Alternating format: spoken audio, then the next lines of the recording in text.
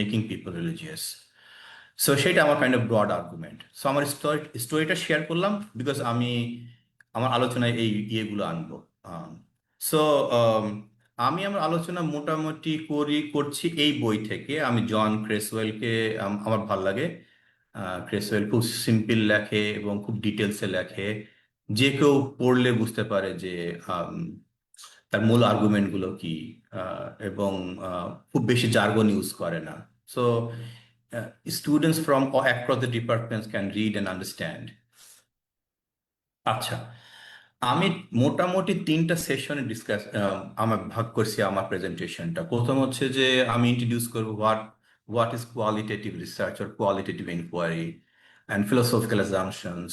And then second সেশনে discuss করবো হচ্ছে research design. What are the things that qualitative research expect from a researcher? And then আমি পাঁচটা মেথডের সাথে পরিচিত করাবো। আম, তারপর যদি সময় থাকে দেন কিভাবে কোডিং করে, ডেটা অ্যানালাইসিস করে একটু আলোচনা করব। সো প্রত্যেক সেশনের শেষে আমি 5-10 মিনিট সময় দেবো অডিয়েন্সকে কোশ্চিন করার। বিকজ আমি জাস্ট পড়াই যাবো, আমি হয়তো ভাবছি যে আমি ভালোই বলছি বা আমি বুঝাতে পারছি, বাট অডিয়েন্স হয়তো বুঝছে না। অডিয়েন্স যখন কোশ্চিন করবে হয়তো জিনিসগুলো আরো ক্লিয়ার হবে। সো এই সেশনে আমি ডিসকাস করব কোয়ালিটেটিভ রিসার্চ কি। আম, আমাদের মধ্যে বোধহয় একটা মিসকনসেপশন আছে কারো কারোর মধ্যে, যে জিজ্ঞাসা করে তুমি কি মেথড ইউজ করছো, কোয়ালিটেটিভ না কোয়ান্টিটেটিভ। বলে যে যে কোনো একটা ইউজ করলে হয়। বিষয়টা সেই রকম না। বোথ মেথডস আর সো ইম্পর্ট্যান্ট। বোথ মেথডে অনেক স্ট্রেংথ আছে। সো আমি কোয়ালিটেটিভ রিসার্চ বা কোয়ালিটেটিভ মেথড নেব না কোয়ান্টিটিভ মেথড নেব ডিপেন্ডস করে আমার রিসার্চ প্রবলেমের উপরে, আমার রিসার্চ কোশ্চিনের উপরে, আমার অন্টোলজির উপরে, আমার এপিস্টেমোলজির উপরে ডিপেন্ড করে। Right? So is not either or. It depends on your research questions or the kind of thinker you are, the kind of research problem you are framing. তার উপর ডিপেন্ড করে quantitative or qualitative. Quantitative is very powerful method. Similarly qualitative.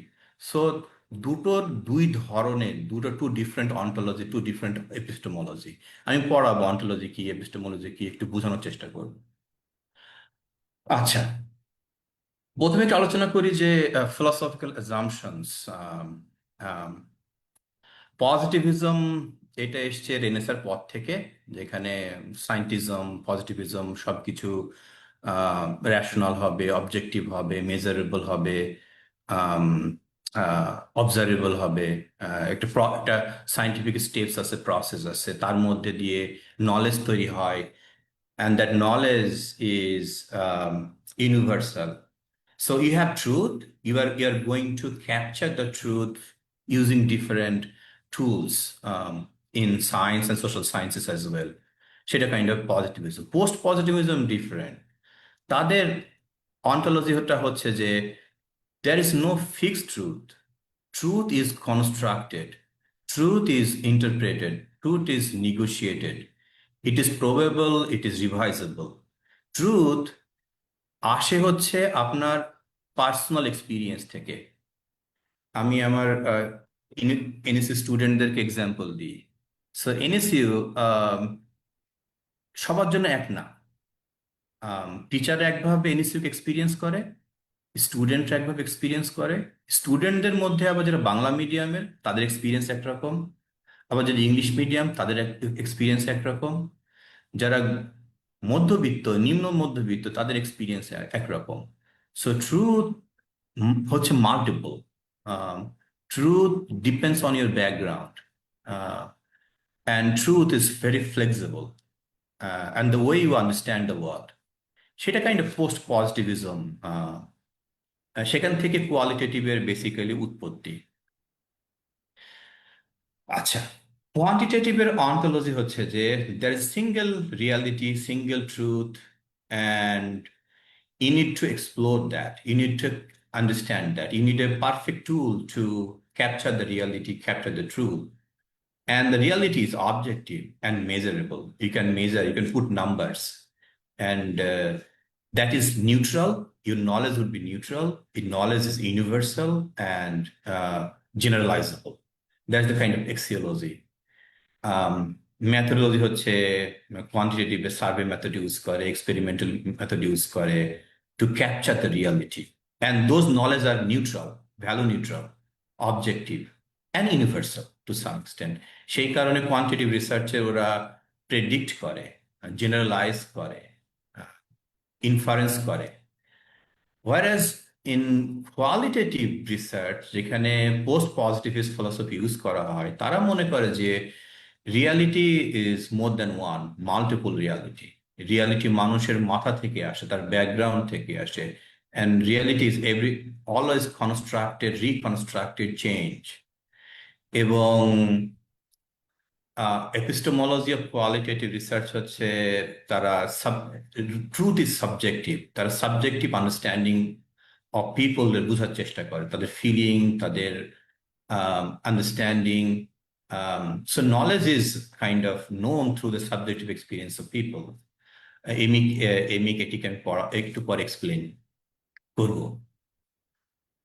So এক্সিওলজি হচ্ছে, qualitative axiology হচ্ছে যে it's value laden, it's not neutral. So qualitative analysis সবসময় neutral হয় না। It depends on the researcher personal experience, researcher political positionality.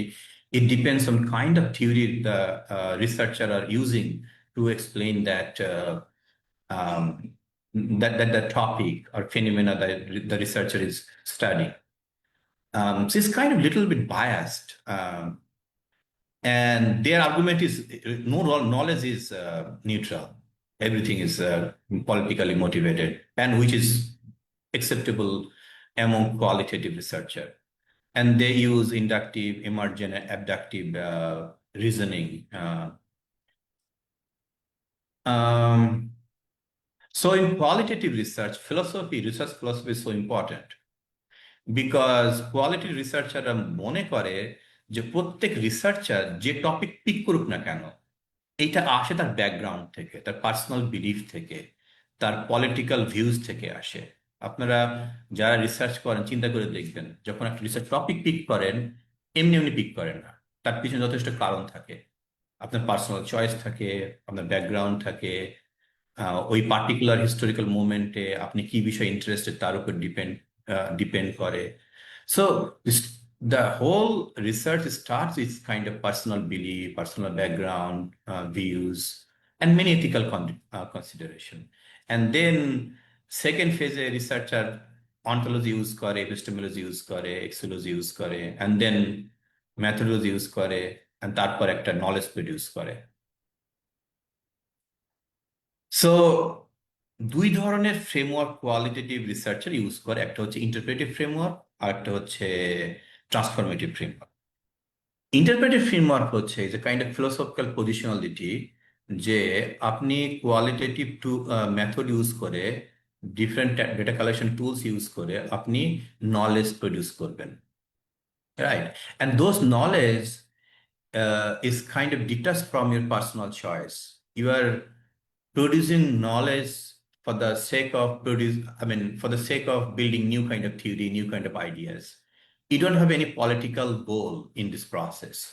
So interpretive framework হচ্ছে kind of post qualitative framework, যেখানে একজন রিসার্চাররা, একজন যেমন ফেনোমেনোলজিক্যাল রিসার্চার, সে বোঝার চেষ্টা করে যে fear is a kind of subjective feeling or subjective understanding. কাদের মধ্যে ফিয়ার বেশি কাজ করে? যদিও fear kind of innate state of human mind, but it is constructed by social situation, social structure. Say for example, যেসব war সিচুয়েশনে বাচ্চারা বা মেয়েরা বড় হয়, তারা হত্যা, রক্ত দেখে বড় হয়, সো তাদের মধ্যে ফিয়ারটা কম কাজ করে। ওয়ার যেখানে ওয়ার সিচুয়েশনে, নর্মাল সিচুয়েশন নাই, সেখানে একটা যদি কিলিং হয় সেটা অনেক ফিয়ার ট্রিগার করে, রাইট? সো মনে হতে পারে যে it's a innate thing, but it actually it's a socially constructed. So interpretive framework যে কাজটা করে, they just analyze the data, they just produce new knowledge, right? How people construct new, how people experience something new. Let's say, for example, fear. Um, so people construct the reality, but the researcher who use this iterative framework do not have any political intention, right? But on the other hand, the transformer frameworks mostly তাদের একটা political গোল থাকে। তারা মনে করে knowledge is a political tool. No knowledge is apolitical. So through this knowledge, we'll emancipate those group of people, those marginal people, women, um, ethnic community, they are deprived of their right. And as a researcher, you are constructing new knowledge for their emancipation. It's kind of your ethical responsibility, right? So there are two kind of philosophical positionality that oftentimes um, researcher hold. So transformative framework আর হচ্ছে interpretive framework দুটো একই জিনিস, মানে একটু একই জিনিস, কিন্তু একটা পলিটিক্যাল পজিশনালিটি থাকে, একটা পলিটিক্যাল পজিশনালিটি থাকে না। যেমন ফেমিনিস্ট থিওরি ইউজ করে অনেক, তার ফেমিনিস্ট থিওরি ইউজ করার বা ফ্রেমওয়ার্ক ইউজ করার উদ্দেশ্য হচ্ছে যে women are marginalized, they are deprived of many rights. The knowledge you will create, you will address the inequalities, you will address the barriers uh, that social scientists or public policy policy person should address. So your knowledge is going to help them achieving towards their rights and power. So এই দুই ধরনের framework use করে। So interpretive framework most post positivist framework, যারা quality research use করে তারা মনে করে subjective understanding of participant আমরা বোঝার চেষ্টা করবো, but they don't have any political visions. বা ট্রান্সফরমেটিভ ফ্রেমওয়ার্ক যখন ইউজ করা হয়, তারা মনে করে আমার গোল হচ্ছে এমন একটা নলেজ তৈরি করব যে নলেজটা আমি যাকে স্টাডি করি, যে গ্রুপ অফ পিপলকে স্টাডি করি, তাদেরকে এই জন্য হেল্প করে। এমনভাবে রিসার্চ করব না যে ওই গ্রুপটাকে ভিলিফাই করা হয়, ওই ওই ওই গ্রুপটাকে একটা ভিলেন হিসেবে উপস্থাপন করা হয়। That would be kind of against the research ethics. আচ্ছা, এই পর্যন্ত আমি যা পড়ালাম, কোয়েশ্চেন শুনতে চাই, and then I move to next section.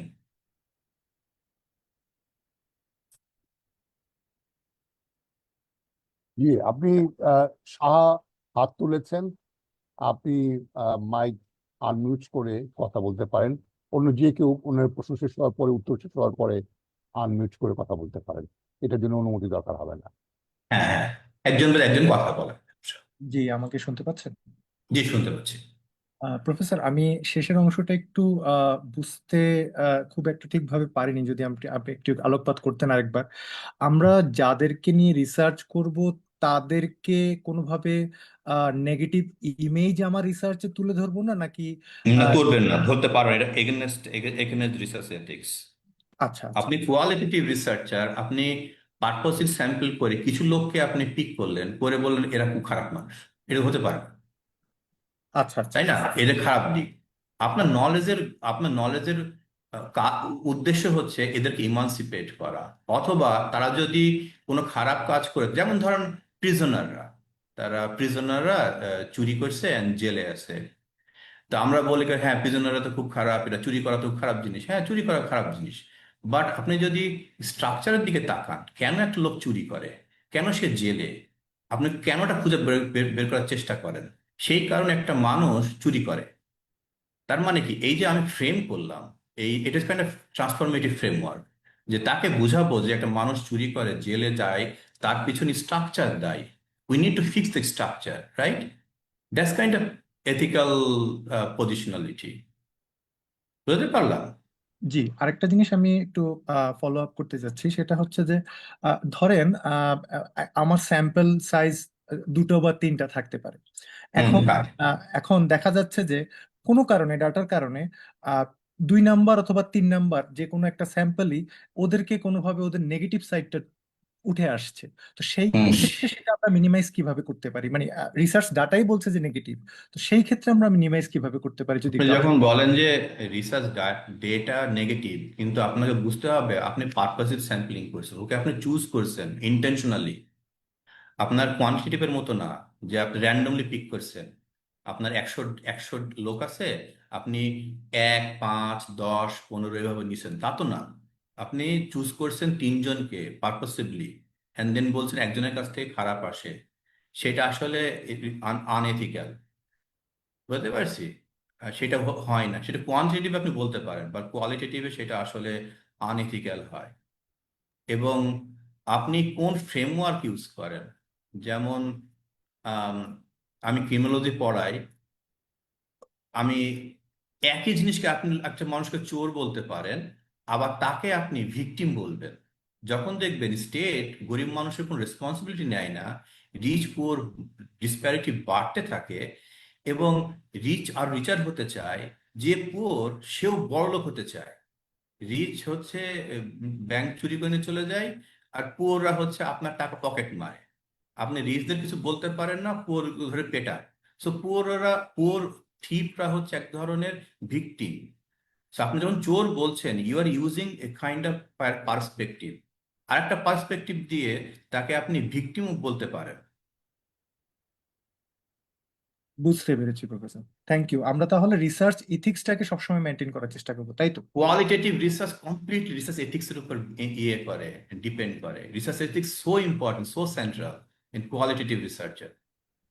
আচ্ছা, thank you very much professor.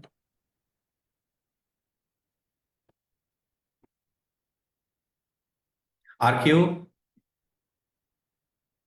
5 minute সময় দেব, অনেক সময় আছে। আচ্ছা, আমি একটু কথা বলতে চাচ্ছি। জি জি আসসালামু জি, আলাইকুম। ওয়ালাইকুম আসসালাম, জি। তো আমার হচ্ছে, আমি এখানে অনেক ইম্পর্টেন্ট টপিকস দেখতে পাচ্ছি, পয়েন্ট দেখতে পাচ্ছি, যেগুলো আমরা শুনে যাচ্ছি এবং এই মুহূর্তে বুঝতে পারছি।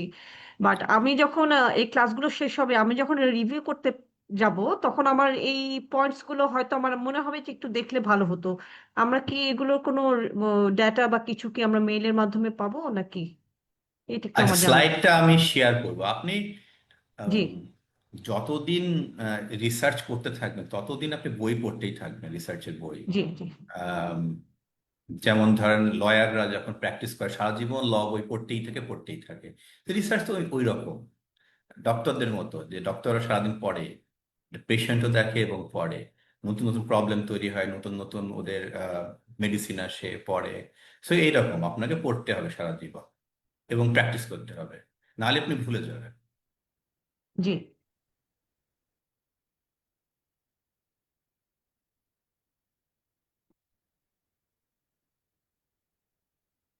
আর নীরব, আপনি, হ্যাঁ, আপনি যদি একটু বলতেন। আচ্ছা, আর্টিকেল স্যাম্পল আমি দেব, কিন্তু হ্যাঁ, আর্টিকেল স্যাম্পল দেব। আহ, আপনি যদি আমি যে বইটা আমি পড়াই সেখানে 5টা আর্টিকেল দেওয়া আছে ওখানে, এবং ওই আর্টিকেল ধরে ধরে আলোচনা করা আছে। বইটা আমার কাছে খুব ভালো লাগে ওই কারণে। তারপর আপনি যদি চান, আমরা শাকিল ভাইয়ের মাধ্যমে আর্টিকেল, যতগুলো মেথড পড়াবো প্রত্যেকটা মেথড একটা করে আর্টিকেল শেয়ার, সো দ্যাট আপনারা পড়ে বুঝতে পারেন যে ওই আর্টিকেলে কিভাবে মেথডটা অ্যাপ্লাই করছে, কিভাবে ডাটা কালেকশন করছে, তারপরে কিভাবে এটা অ্যানালাইসিস করছে, থিওরি বিল্ড করছে।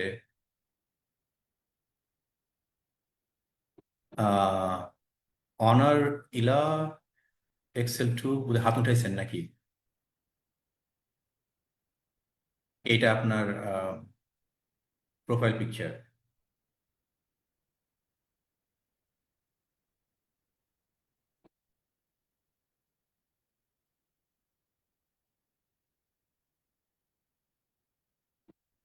আচ্ছা, যেহেতু কোশ্চিন আসছে না, আমি একটু মুভ অন করি তাহলে। আসসালামু আলাইকুম স্যার। জি জি, বলেন। স্যার, কোয়ালিটেটিভ মেথডের ক্ষেত্রে ট্রান্সফরমেটিভ ফ্রেমওয়ার্কে আমরা ক্রিটিক্যাল থিওরির কোন একটা অ্যাপ্লিকেশন যদি এক্সাম্পল হিসেবে দিতেন।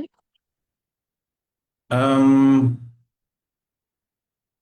আপনি যে কোনো, আহ, আমি আমি জেন্ডার স্টাডি করি, তো আমি জেন্ডার স্টাডিজের সব থিওরি, সব রিসার্চই মোটামুটি ট্রান্সফরমেটিভ ফ্রেমওয়ার্ক ইউজ করে, বা ক্রিটিক্যাল রেস থিওরি, যেখানে নলেজ প্রডিউস করে রেশিয়াল মাইনরিটি স্পেশালি ব্ল্যাকদের,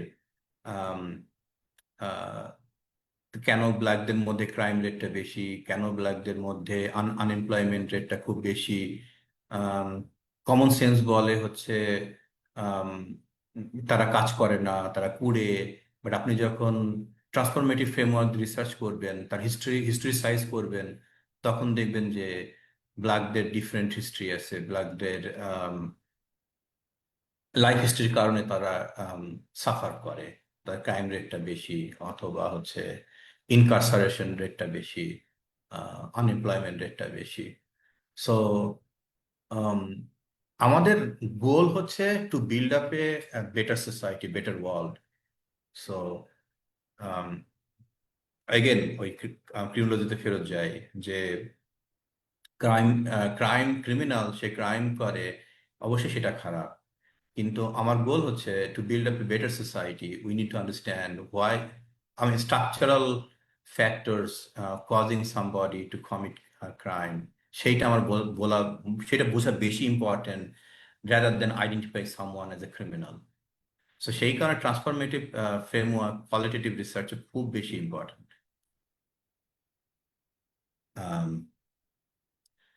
সো আমি যদি শুধু ইন্টারপ্রেটিভ আমি যদি শুধু ইন্টারপ্রেট করি অ্যান্ড দেন নলেজ প্রডিউস করি, তাতে সমাজের খুব বেশি লাভ হবে না। লাভ হবে কার? আমার। আমি হয়তো সেটা দিয়ে একটা পাবলিকেশন করব, আমার প্রমোশন হবে, আমার কিছু বেতন বাড়বে। তা দিয়ে কিন্তু আমি রিসার্চ করতে গেছি, রিসার্চ পার্টিসিপেন্টরা সময় দিচ্ছে আমাকে, আমাকে থাকতে দিছে, খেতে দিছে। সো আমারও এক ধরনের এথিক্যাল রেসপন্সিবিলিটি আছে তাদের প্রতি, রাইট? আমি এমন নলেজ প্রডিউস করলাম, তাদের কোনো উপকারে আসে না, বাট আমার প্রমোশন হচ্ছে, আমার পাবলিকেশন হচ্ছে, আমার নেম অ্যান্ড ফেম হচ্ছে। এটা unethical, right? That's not a knowledge. যে নলেজ পলিটিক্যাল না, যে নলেজ ট্রান্সফরমেটিভ না, ওই নলেজ হচ্ছে আহ, আহ, খুব খুব বেশি ইম্পর্টেন্ট না। নলেজ একটা ইম্প্যাক্ট থাকতে হয়। Anyway, I'll move on. আচ্ছা, এখানে বোঝার চেষ্টা করব যে আম, কোনটাকে আমরা গুড কোয়ালিটেটিভ রিসার্চ মনে করি। কোয়ালিটেটিভ রিসার্চ সবসময় করা হয় একটা ন্যাচারাল সেটিংসে, স্পেশালি এথনোগ্রাফিতে বা গ্রাউন্ডেড থিওরিতে, যেখানে ও রিসার্চার একদম মাঠে যায়, তাদের সাথে থাকে, ওই সেটিংসে বসবাস করে, ওই কনটেক্সটে, ওই টাইমে, ওই সেটিংসে কিভাবে বিহেভ করে সেটা বোঝার চেষ্টা করে। সো ন্যাচারাল সেটিংস খুব ইম্পর্ট্যান্ট। অ্যান্ড দেন রিসার্চার নিজে একটা ইনস্ট্রুমেন্ট, রিসার্চারকে নিজে থাকতে হয়, নিজে সেটা বুঝতে হয়। ওইটা অলওয়েজ আমি রিসার্চ অ্যাসিস্ট্যান্ট পাঠিয়ে দিলাম, তার ডেটা কালেক্ট করলো, তাতে গুড কোয়ালিটি রিসার্চ হয় না। কারণ রিসার্চ নিজে থাকে, নিজে এক্সপিরিয়েন্স করে, আম, আহ, আহ, নিজে অবজার্ভ করে, নিজে ইন্টারভিউ করে, নিজে ইনসাইট তৈরি করে। আম, সেইটাকে খুব গুড কোয়ালিটি রিসার্চ মনে করা হয়। Good quality research multiple tools use করে। যে ফর এক্সাম্পল একটা রিসার্চ শুধু ইনডেপথ ইন্টারভিউ ইউজ করছে, আর আরেকটা research in depth interview, focus group discussion, observation অথবা পার্টিসিপেট অবজারভেশন সবগুলো ইউজ করছে। That research would consider as a robust kind of research. ওইটার স্ট্যাটাস অনেক হাই এবং সাইন্টিফিক কমিউনিটি, এবং কমপ্লেক্স রিজনিং করে। কমপ্লেক্স রিজনিং একটু পরে বোঝাবো অ্যাবডাকটিভ কিভাবে লজিক ইউজ করে। সো ইন্ডাকটিভ, ডিডাকটিভ লজিকের মধ্যে দিয়ে কমপ্লেক্স একটা রিজনিং তৈরি করা যায়। যত কমপ্লেক্সিটি ঠিক ডিসক্রিপশন আনা যায়, তত ভালো good research, good qualitative research. এবং মাল্টিপল পার্সপেক্টিভ ফ্রম পার্টিসিপেন্টস। সো পার্টিসিপেন্টদের যদি ডাইভার্সিটি বেশি থাকে, যেমন ধরলাম আমি যদি একটা রিসার্চ শুধু একটা কমিউনিটি থেকে আসে, শুধু মুসলিমদের থেকে আসে, সেটা যতখানি গুরুত্বপূর্ণ হয়, আমি যদি মুসলিম, খ্রিস্টান, হিন্দু সবার কাছ থেকে নিই অ্যান্ড দেন কমন প্যাটার্ন বের করি, তার স্ট্যাটাস অনেক হাই হয়। সো পার্টিসিপেন্টদের মাল্টিপল পার্সপেক্টিভ, মাল্টিপল মিনিং যদি ক্যাপচার করা যায়, সেটা তার ভ্যালু অনেক বেড়ে যায়। অ্যানালাইসিস সবসময় হয় হচ্ছে কনটেক্সট ডিপেন্ডেন্ট। ওই পার্টিকুলার কনটেক্সটে মানুষ কিভাবে বিহেভ করে, ইন্টারেক্ট করে, অ্যাক্ট করে, সেইটাকে অ্যানালাইসিস করা, rather than kind of universal general kind of explanation why people behave in that way. আচ্ছা, আর একটা গুড ক্যারেক্টারিস্টিক্স হচ্ছে ইমার্জেন্ট ডিজাইন। এমার্জেন্ট ডিজাইনটা হচ্ছে যে আমরা একটা প্ল্যান নিয়ে রিসার্চ করতে যাই, মাঠে যাই, গিয়ে দেখি যে যে প্ল্যান নিয়ে গেছি সে প্ল্যান কাজ করছে না। আমি প্ল্যান চেঞ্জ করি, আমি আমার স্যাম্পল সাইজ চেঞ্জ করি, স্যাম্পল গ্রুপ চেঞ্জ করি, আমার ডেটা কালেকশন টুলস চেঞ্জ করি। আগে ভাবছিলাম যে আমি ইনডেপথ ইন্টারভিউ ইউজ করব, গিয়ে মনে হচ্ছে যে না, ব্যাপারটা কালেকটিভ, সো আমি ফোকাস গ্রুপ ডিসকাশন ইউজ করব। এই যে চেঞ্জেস গুলো হয় এটাকে বলে এমার্জেন্ট design. So qualitative research most of the cases এমার্জেন্ট design use করে। একটা ফিক্সড একটা আইডিয়া থাকে, একটা প্ল্যান নিয়ে মাঠে যায়, অ্যান্ড দেন চেঞ্জ হয়, ওইটাকে বলে এমার্জেন্ট ডিজাইন। আচ্ছা, রিফ্লেক্সিভিটিটা খুব ইম্পর্টেন্ট। রিফ্লেক্সিভিটি হচ্ছে আপনার রিসার্চ করতে যান, আপনার রিসার্চ টপিক, আপনি কি ধরনের কোশ্চেন করেন, আপনার অ্যানালাইসিস কিভাবে হয়, সেইটা অনেকখানি ডিপেন্ড করে আপনার ব্যাকগ্রাউন্ডের উপরে। সো আপনি always keep in mind your background. Say for example, আমি মুসলিম, আমি মুসলিম সোসাইটির সাথে স্টাডি করতে গেছি, আমি অলওয়েজ একটু বায়াস থাকি, তাই না? বাট এইটাকে একটু ঠিক ব্যালেন্স করতে হবে, আমার চিন্তা করতে হবে, আমি মেল, আমি মুসলিম, আমি university teacher, I belong to upper class, এইসব বিষয়গুলোকে অলওয়েজ মাথায় রাখতে হয় while doing research, while collecting data, and while analyzing data. সবসময় আপনাকে এই রিফ্লেক্সিভিটিটা মাথায় রাখতে হয়। And the account should be holistic. Holistic means more complex analysis. আর একটা বিষয় হচ্ছে যে কোয়ালিটেটিভ রিসার্চ করতে গেলে আমাদের কি কি করতে হয়। Qualitative research demands a commitment, long time commitment, extensive time লাগে in the field. আপনাকে ফিল্ডে যেতে হয়, লম্বা সময় যেতে হয়, কারণ কোয়ালিটেটিভ রিসার্চের মূল কাজটা হচ্ছে পার্টিসিপেন্টদের ভিতরের সাবজেক্টিভ আন্ডারস্ট্যান্ডিংটা বের করে নিয়ে আসা। সো আপনি একদিন দুদিনে পারবেন না, লম্বা সময় লাগে, ওখানে থাকতে হয়, ওখানে কথা বলতে হয়।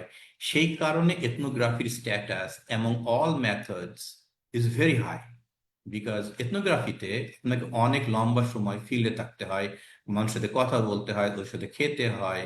সো এথনোগ্রাফির স্ট্যাটাস অনেক হাই বিকজ অনেক সময় ধরে ইয়ে করতে হয়। এবং জার্নাল পাবলিকেশনের সময় আপনি যদি আপনাকে লিখতে হয় ভালো জার্নালগুলোতে, আপনি কতদিন কত ঘন্টা ওখানে ছিলেন, কত দিন ইন্টারেক্ট করছেন, এক একটা ইন্টারভিউ কত সময় ধরে, সবগুলোকে আপনাকে মেনশন করতে হয়। সো যত আপনার এক্সটেন্সিভ টাইম আপনি স্পেন্ড করেন, তত আপনার রিসার্চের ভ্যালু বাড়ে, গ্রহণযোগ্যতা বাড়ে। আপনাকে আরো কমপ্লেক্স প্রসেসে অফ ডেটা অ্যানালাইসিস করতে হয়, এবং অ্যানালাইসিসটা হতে হয় ঠিক ডিসক্রিপশন। ঠিক ডিসক্রিপশনটা হচ্ছে যে আপনি যখন একটা হিউম্যান বিহেভিয়ারকে এক্সপ্লেইন করেন, তার সারাউন্ডিংসকেও সাথে সাথে এক্সপ্লেইন করতে হয়। মেয়েটা কোন রঙের শাড়ি পরেছিল, দেখতে কেমন, আহ ঘোমটা পরা ছিল না টিপ দেওয়া ছিল, বাড়িটা কেমন ছিল, খোলা বাড়িতে কথা বলছে না শাশুড়ির সামনে কথা বলছে, সবকিছু আপনাকে আনতে হয়, ঠিক ডিসক্রিপশন দিতে হয়, রাইট? অ্যান্ড দেন কোয়ালিটিভ রিসার্চারকে অলওয়েজ প্রিপেয়ার থাকতে হয় যে আপনাকে আপনার ডিজাইন চেঞ্জ করতে হবে, মাঝখানে বা শুরুতে আপনার ডিজাইন চেঞ্জ করতে হবে। মোস্ট অফ দ্য কেসেসে আপনি একটা প্ল্যান নিয়ে যাবেন, থিওরি নিয়ে যাবেন, সেই থিওরি কাজ করবে না মোস্ট অফ দ্য কেসেসে। সো ডিডাকটিভ অ্যানালাইসিস কোয়ালিটি রিসার্চে খুব কম হয়, কিছু পাবলিক হেলথ রিসার্চে কিছু হয়, but in general deductive research খুব কম ইউজ হয়। এবং প্রত্যেক পদে পদে আপনাকে এথিক্স ইউজ করতে হয়, আমি একটু পর ডিসকাস করব।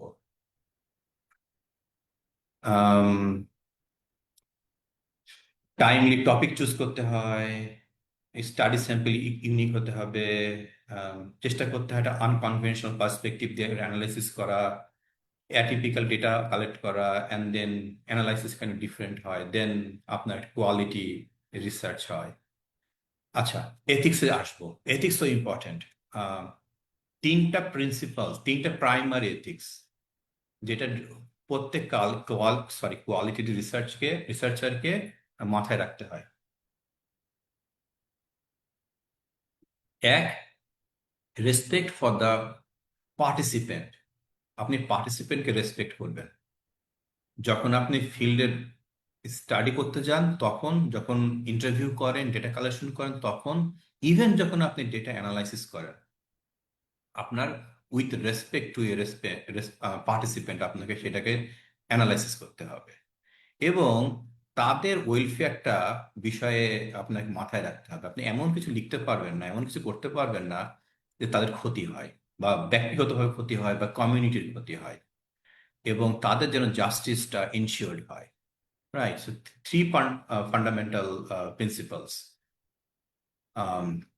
আপনি যখন স্টাডি শুরু করেন, প্ল্যান করেন, তখন এখন প্রত্যেক ইউনিভার্সিটিতে বা রিসার্চ অর্গানাইজেশন আইআরবি থাকে বা এথিক্স বোর্ড থাকে, তারা সে রিভিউ করে, দেখে যে কোনো এথিক্যাল ভায়োলেশন হয় কিনা। আম, তারপরে আপনাকে একটা গাইড দেয় কিভাবে রিসার্চ করতে হবে। দেন আপনি যখন ফিল্ডে যাবেন তখনও আপনাকে, you need to respect the participants, you need to empower the participants. Empower means সে যখন খুশি তখন সে উইথড্র করতে পারে, কোনো কোশ্চেন অ্যাভয়েড করতে পারে, কোনো কোশ্চেন আস্ক করতে পারে। তাকে আপনি ইনফর্ম করবেন বিফোর স্টার্টিং দ্য ইন্টারভিউ যে আমি এই বিষয়ে রিসার্চ করবো, এই আমার রিসার্চ কোয়েশ্চেন, এটা তার রাইটস। ইভেন ডেটা কালেকশনের সময় আপনাকে এথিক্স ইউজ করতে হবে, অ্যানালাইসিস সময় করতে হবে, এবং রিপোর্ট রাইটিং পাবলিকেশনের সময়ও, যে কি আপনার ফান্ডিং করছে, আপনার রিপোর্টে যেন কারো পার্সোনাল ইনফরমেশন না থাকে, কোনো হার্ম না থাকে, এইসবগুলো থাকে। তো রিসার্চ সো ইম্পর্টেন্ট। এখন কথা হচ্ছে যে আমাদের রিসার্চ, কোয়ালিটি রিসার্চের মূল গোলটা কি? মূল গোল হচ্ছে একটা থিওরিটিক্যাল ফ্রেমওয়ার্ক তৈরি করা, আর অ্যানালিটিক্যাল ফ্রেমওয়ার্ক তৈরি করা। এটা হচ্ছে আমাদের মূল গোল। আমরা কাজ কি করি? আমরা এমিক পার্সপেক্টিভটাকে এক্সপ্লোর করি। এমিক পার্সপেক্টিভ কি? পার্টিসিপেন্টদের personal meaning, belief, behaviour, experience, সেইটাকে তুলে ধরা। How participants see the world, right? So data are coming from inside the study, inside the participants.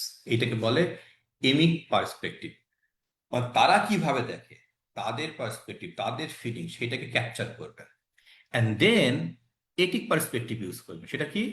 এবার আপনি থিওরি নিয়ে আসবেন, আপনার অ্যানালিটিক্যাল টুলস নিয়ে আসবেন, কনসেপ্ট নিয়ে আসবেন, রাইট? সেইটা দিয়ে আপনি ব্যাখ্যা করবেন। মানে শুরু হচ্ছে আপনার একদম সাবজেক্টিভ ডেটা, অ্যান্ড দেন এখন আপনি এটাকে অ্যানালাইজ করবেন with sociology, with social science research, or আপনার যে যে ব্যাকগ্রাউন্ডের হোক না কেন, ওইটাকে বলে এটিক পার্সপেক্টিভ। সো এমিককে আপনি পিক করবেন, অ্যান্ড দেন এটিক হচ্ছে দিয়ে অ্যানালাইসিস করবেন। And through this process we build a new theory or analytical perspective. এখন কথা হচ্ছে থিওরি বিল্ড আমরা কিভাবে করি? তিন ভাবে করি। একটা হচ্ছে ইন্ডাকটিভ ওয়েতে, একটা ডিডাকটিভ ওয়েতে, একটা অ্যাবডাকটিভ ওয়েতে। ইন্ডাকটিভ কি? Kind of bottom up approach. আপনার মাথায় কিচ্ছু নাই, আপনি ফিল্ডে গেছেন, 6 মাস কাটাইছেন, মানুষকে অবজার্ভ করছেন কোনো পার্টিকুলার টপিক নিয়ে, তারপরে ব্যাক করলেন আপনি, অ্যান্ড দেন সেটাকে অ্যানালাইসিস করে একটা প্যাটার্ন বের করলেন, একটা একটা ট্রেন্ড বের করলেন। সেখানে কিছু কিছু ফ্যাক্টরস, কিছু কিছু consequences, the factors kind of having impact on the participants, that's the consequence. এই যে কাইন্ড অফ কজালিটি, আমি কোয়ান্টিটিভের মধ্যে কজালিটি বলছি না, কাইন্ড অফ অ্যানালিটিক্যাল ফ্রেমওয়ার্ক, যে এই প্রসেসের মধ্যে দিয়ে ঘটনাটা ঘটে without having a priori understanding of the problem. আর ডিডাকটিভ হচ্ছে ইউ হ্যাভ থিওরি, যেমন ধরুন হচ্ছে মার্কসের লেবার থিওরি, সারপ্লাস ভ্যালু, যে কিভাবে ক্যাপিটালিস্টরা ওয়ার্কারদের এক্সপ্লয়েট করে এবং সারপ্লাস অ্যাপ্রোপ্রিয়েট করে নেয়। অ্যান্ড দেন সেই থিওরি নিয়ে আপনি ফিল্ডে যাবেন, টেস্ট করবেন ওয়ার্কারদেরকে। সে ফর এক্সাম্পল গার্মেন্টস ওয়ার্কারে যাবেন, সেখানে গার্মেন্ট ওয়ার্কারদের সাথে কথা বলবেন, অবজার্ভ করবেন, and then you test the theory. Based on data, you are kind of analyzing that. Based on that, theory, that you are analyzing the data. So আপনি basically theory test করতে পারেন, but deductive research কোয়ালিটেটিভে খুব কম হয়। এবং qualitative এমন একটা process, kind of creative process, always they bring something new. So that's why they new kind of theoretical framework. Abductive reasoning or emergent approach বলে, this is important. এটা হচ্ছে, যেমন আমার এক্সপিরিয়েন্স শেয়ার করলাম, আমি কি করছি, অনেক লিটারেচার পড়ছি। লিটারেচার বলছে যে বাংলাদেশ থেকে যখন মিডল ইস্টে যায়, ওয়ার্কাররা খুব রিলিজিয়াস হয়। কিন্তু আমি সেই মাথায় নিয়ে আমার কোশ্চেনার বানাইছি, আমি আমার স্যাম্পল সাইজ ঠিক করছি, অ্যান্ড দেন যখন ফিল্ডে গেছি, গিয়ে দেখি যে না, আরবদের সাথে ওয়ার্কারদের কোনো সম্পর্ক নেই, হাইলি সেগ্রিগেটেড সোসাইটি। এবং আরবরা খুব এক্সপ্লয়েট করে, লেবার মার্কেট খুব এক্সপ্লয়েটেটিভ মার্কেট। এবং তারা সারাটা দিন কাজ করে, লেবার ক্যাম্পে বা ডর্মে ফেরত আসে, বাসায় ওয়াইফের সাথে কথা বলে। যদিও তারা কাতারে বা সৌদিতে থাকে, বাট সোশ্যালি তারা Tide up with their own society. So এই প্রসেসে রিলিজিয়ন মিডল ইস্ট থেকে আসে না। তখন আমি কি করলাম, আমি চেঞ্জ করলাম আমার রিসার্চ কোয়েশ্চেন্স, আমার হাইপোথেসিস, আমার থিওরিটিক্যাল অ্যাজাম্পশন। এইটাকে বলে অ্যাবডাক্টিভ প্রসেস। যে আমি একটা থিওরি নিয়ে গেছি, দেখি থিওরি নালিফাইড হয়, থিওরি কাজ করে না, and I got new findings. এবং সেই ফাইন্ডিংস এর বেসিসে আমি থিওরাইজ করি, এটাকে বলে কনজেকচার, টেম্পোরারি থিওরি। অ্যান্ড সেই থিওরি আমি টেস্ট করলাম কোথায়, সিঙ্গাপুরে অ্যান্ড সাউথ কোরিয়াতে অ্যান্ড সৌদিতে। ওই থিওরি তখন দেখে যে কাজ করে আমার ওই থিওরি, এইটাকে বলে অ্যাবডাক্টিভ প্রসেস। সো কোয়ালিটেটিভ রিসার্চে আমরা যে প্ল্যান নিয়ে যাই, প্ল্যান সবসময় কাজ করে না, প্ল্যান অলওয়েজ চেঞ্জ হয়। সো আমরা স্টার্ট করি ডিডাকটিভ অ্যাপ্রোচ দিয়ে, সেই ডিডাকটিভ অ্যাপ্রোচ কাজ করে না, আমরা নতুন সারপ্রাইজিং ফাইন্ডিংস পাই।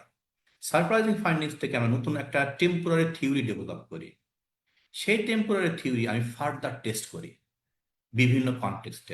আমার ক্ষেত্রে হচ্ছে সিঙ্গাপুর, সাউথ কোরিয়া এবং সৌদিতে। তখন আমি বলি যে এই থিওরি ইম্পর্টেন্ট, এইভাবে আমি থিওরাইজ করি যে class mobility, material condition, structural চেঞ্জের কারণে রিলিজিয়াসিটি গ্রো করে। এই যে নলেজ আমি তৈরি করলাম, আমি নলেজ তৈরি করলাম অ্যাবডাক্টিভ রিজনিং দিয়ে, অ্যাবডাক্টিভ প্রসেস দিয়ে। সো তিনভাবে নলেজ তৈরি হয়, তিনভাবে থিওরি বিল্ড হয়: ইন্ডাকটিভ, ডিডাকটিভ, অ্যাবডাক্টিভ। কোনো কোয়েশ্চেন?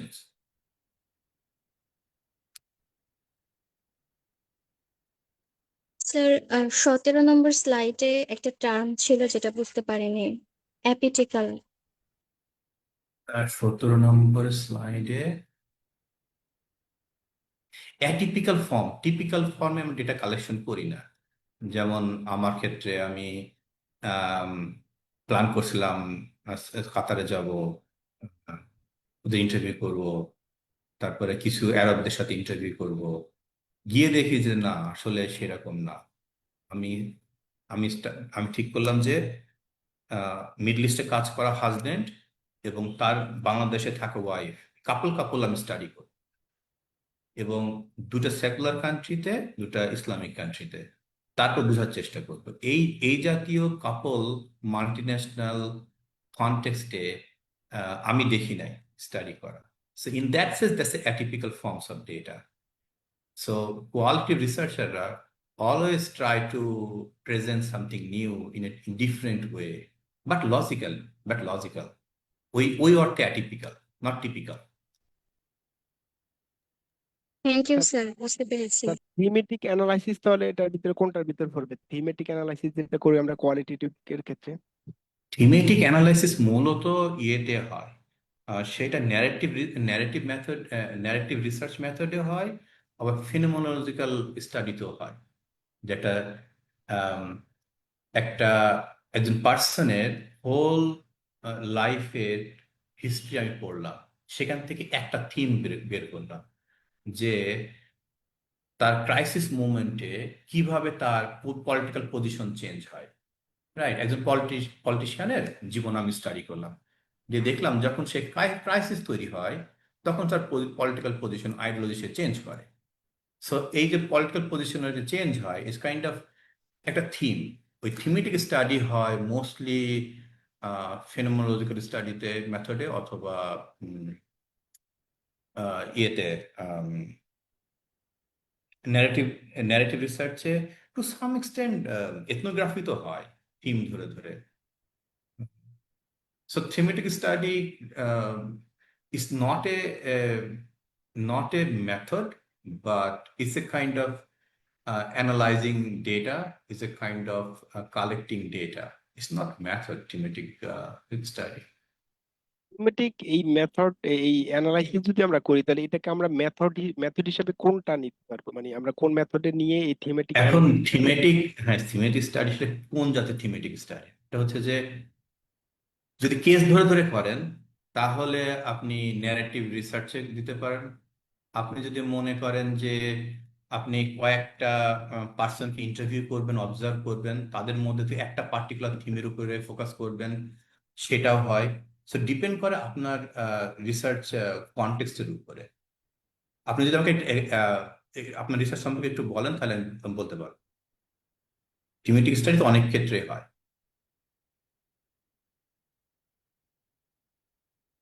স্যার, আমরা যদি এইরকম কোনো কিছু করি যে আসলে এডুকেশন নিয়ে যদি বলি স্যার, যে বাংলাদেশের প্রেক্ষাপটে আমরা যদি পড়াশোনা মাস্টার্স শেষ করে অনেক শিক্ষার্থী হচ্ছে স্যার জব পায় না। তো এক্ষেত্রে স্যার জব আসলে কেন পায় না, মানে এটার ক্ষেত্রে অনেকগুলা রিজন আছে স্যার এখানে। তো এখানে সে ধরেন স্যার আমাদের ইন্ডাস্ট্রির সাথে কোলাবোরেশন নাই, আমাদের স্যার কারিকুলামের যে প্রবলেম, কারিকুলামের সাথে স্যার আমাদের ইন্ডাস্ট্রির, মানে ইন্ডাস্ট্রি আসলে যেরকম চাই আমাদের কারিকুলাম সেরকম নাই। মানে অনেকগুলা বিষয় আছে তো স্যার। এরকম আমি যদি এই রিসার্চটা করতে যাই, এরকম প্রত্যেকটা থিম তাহলে ধরে আমি ধরে যদি অ্যানালাইসিস করতে চাই, তাহলে আপনি এথনোগ্রাফি করতে পারেন বা গ্রাউন্ডেড থিওরি মেথড ইউজ করতে পারেন। কারণ আপনি স্ট্রাকচারের উপর ফোকাস করছেন। আপনি যখন বলছেন যে ইন্ডাস্ট্রির সাথে সম্পর্ক নাই, অর্থনীতির সাথে এডুকেশনের সম্পর্ক নাই, right? Not like personal experience, you are trying to explore the structural issues, যে আমাদের যে এডুকেশন যেভাবে ডিফাইন করা হয় বা ডিজাইন করা হয়, এটা ইন্ডাস্ট্রির সাথে লিঙ্ক না, রাইট? সো এখানে আপনার এথনোগ্রাফি, গ্রাউন্ডেড থিওরি ইউজ করতে পারেন আপনি। আমি ডিসকাশনে আসবো ethnography, grounded theory. Sir okay sir. আসসালামু আলাইকুম স্যার, আমার একটা ওয়ালাইকুম সালাম। হ্যাঁ, হ্যাঁ, হ্যাঁ। স্যার আমার কোশ্চেন হলো যে আমরা যখন কোয়ালিটেটিভ ডেটা এবং মিক্স মেথড নিয়ে কাজ করতে যাই তখন হলো হুম। কোয়ালিটেটিভ ডেটাটাকে আমরা যেমন হলো ভার্বাটিমের মাধ্যমে ট্রায়াঙ্গুলেশন করি। তো এটা আমার রিসার্চ আর্টিকেলের সাথে এটা কতটুকু যুক্তিযুক্ত, মানে ট্রায়াঙ্গুলেশনের ক্ষেত্রে? মানে সরাসরি ট্রায়াঙ্গুলার, আমি যে রেসপন্ডেন্ট নিলাম তার সরাসরি কোটেশনটাই আমি ইউজ করলাম এক্ষেত্রে স্যার। ট্রায়াঙ্গুলেশন হয় কি, আপনি ডেটা, আপনার পার্সোনাল অবজারভেশন এবং থিওরির সাথে যদি লিঙ্ক করেন তখন, বা multiple data from multiple sources, সেইটার স্ট্যাটাস অনেক হাই হয়। যেমন মিক্স মেথডের স্ট্যাটাস রিলেটিভলি হাই। এখানে কোয়ান্টিটিভ ইউজ করে, আবার কোয়ালিটিভ ইউজ করে। কোয়ালিটিটিভের মাল্টিপল সোর্স থেকে ডেটা আসে, ইন্টারভিউ থেকে ডেটা আসে, বা ফোকাস গ্রুপ ডিসকাশন থেকে ডেটা আসে, অথবা সেকেন্ডারি সোর্স থেকে, ডকুমেন্টারি কন্টেন্ট অ্যানালাইসিস থেকে ডেটা আসে। তার সাথে যদি থিওরিকে মার্জ করা যায় তখন তার ভ্যালিডিটি অনেক বেশি হয়।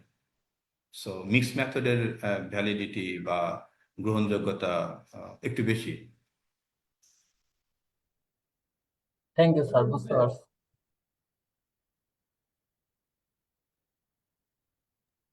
স্যার, মিক্সড মেথড যেহেতু আসলো কথাটা, এখানে আমার একটা প্রবলেম ছিল। সেটা হচ্ছে আমি রিসেন্ট একটা রিসার্চের মধ্যে ইনভলভ আছি, সেটা হচ্ছে মিক্সড মেথড। এবং এখানে হয় কি স্যার, আমরা কোয়ান্টিটেটিভ এর জন্য অনেক বেশি ডেটা পাই, কিন্তু ওই অনুযায়ী কোয়ালিটেটিভ এর জন্য ডেটা পাই না। অনেক ক্ষেত্রে ডেটাগুলো দেখা যাচ্ছে তারা ব্লাঙ্ক রেখে দেয়।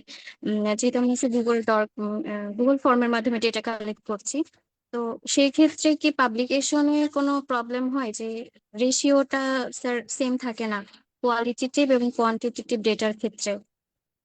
আমার মনে হয় না রেশিও খুব ইম্পর্টেন্ট। কোয়ালিটেটিভ কোয়ান্টিটেটিভ যেটা করে একটা ট্রেন্ড প্যাটার্ন বের বের করে, আর কোয়ালিটেটিভ কাইন্ড অফ নুয়ান্সেস গুলো বের করে। উম, ভিতরে মানে ইন্টারনাল যে কমপ্লেক্সিটিটা বের করে। আপনি যদি 500 আপনার কোয়ান্টিটেটিভ স্যাম্পল থাকে এবং যদি 5টা বা 10টা কোয়ালিটেটিভ রিসার্চ মানে আপনার কেস থাকে, স্যাম্পল থাকে, এবং প্রত্যেকটা খুব সো ডিটেলস, খুব ডিপ, আমার মনে হয় 10টা দিয়েই ভালো কাজ করা যায়। 500 কোয়ান্টিটি স্যাম্পল এবং তার সাথে 10টা ইনডেপথ ইন্টারভিউ, সেটা যদি প্রপার হয়। আর আপনি যেটা বলছেন যে গুগল ডকে মিসিং থাকে, ওইটা অ্যাকচুয়ালি না কোয়ালিটেটিভ রিসার্চ না। কোয়ালিটেটিভ রিসার্চার নিজে আসলে ফিল্ডে যায়, নিজে আসলে ইন্টারভিউ করে, নিজে আসলে ওই পার্টিসিপেন্টকে বোঝার চেষ্টা করে। আমি একটু পরে পড়াবো নলেজ যেটা আমরা প্রডিউস করি, আম, সেইটা সিচুয়েশনাল এবং ওই পার্টিকুলার মোমেন্টে তৈরি হয়। আপনি কিভাবে ওই পার্টিসিপেন্টকে ইন্টারভিউ করছেন, তার মুড, সে কিভাবে আপনাকে বুঝছে, কতটুকু আপনার সাথে র্যাপো বিল্ড আপ হয়েছে, তার উপরে আপনার ডেটা আসে, তার উপর থেকে আপনি নলেজ প্রডিউস করেন।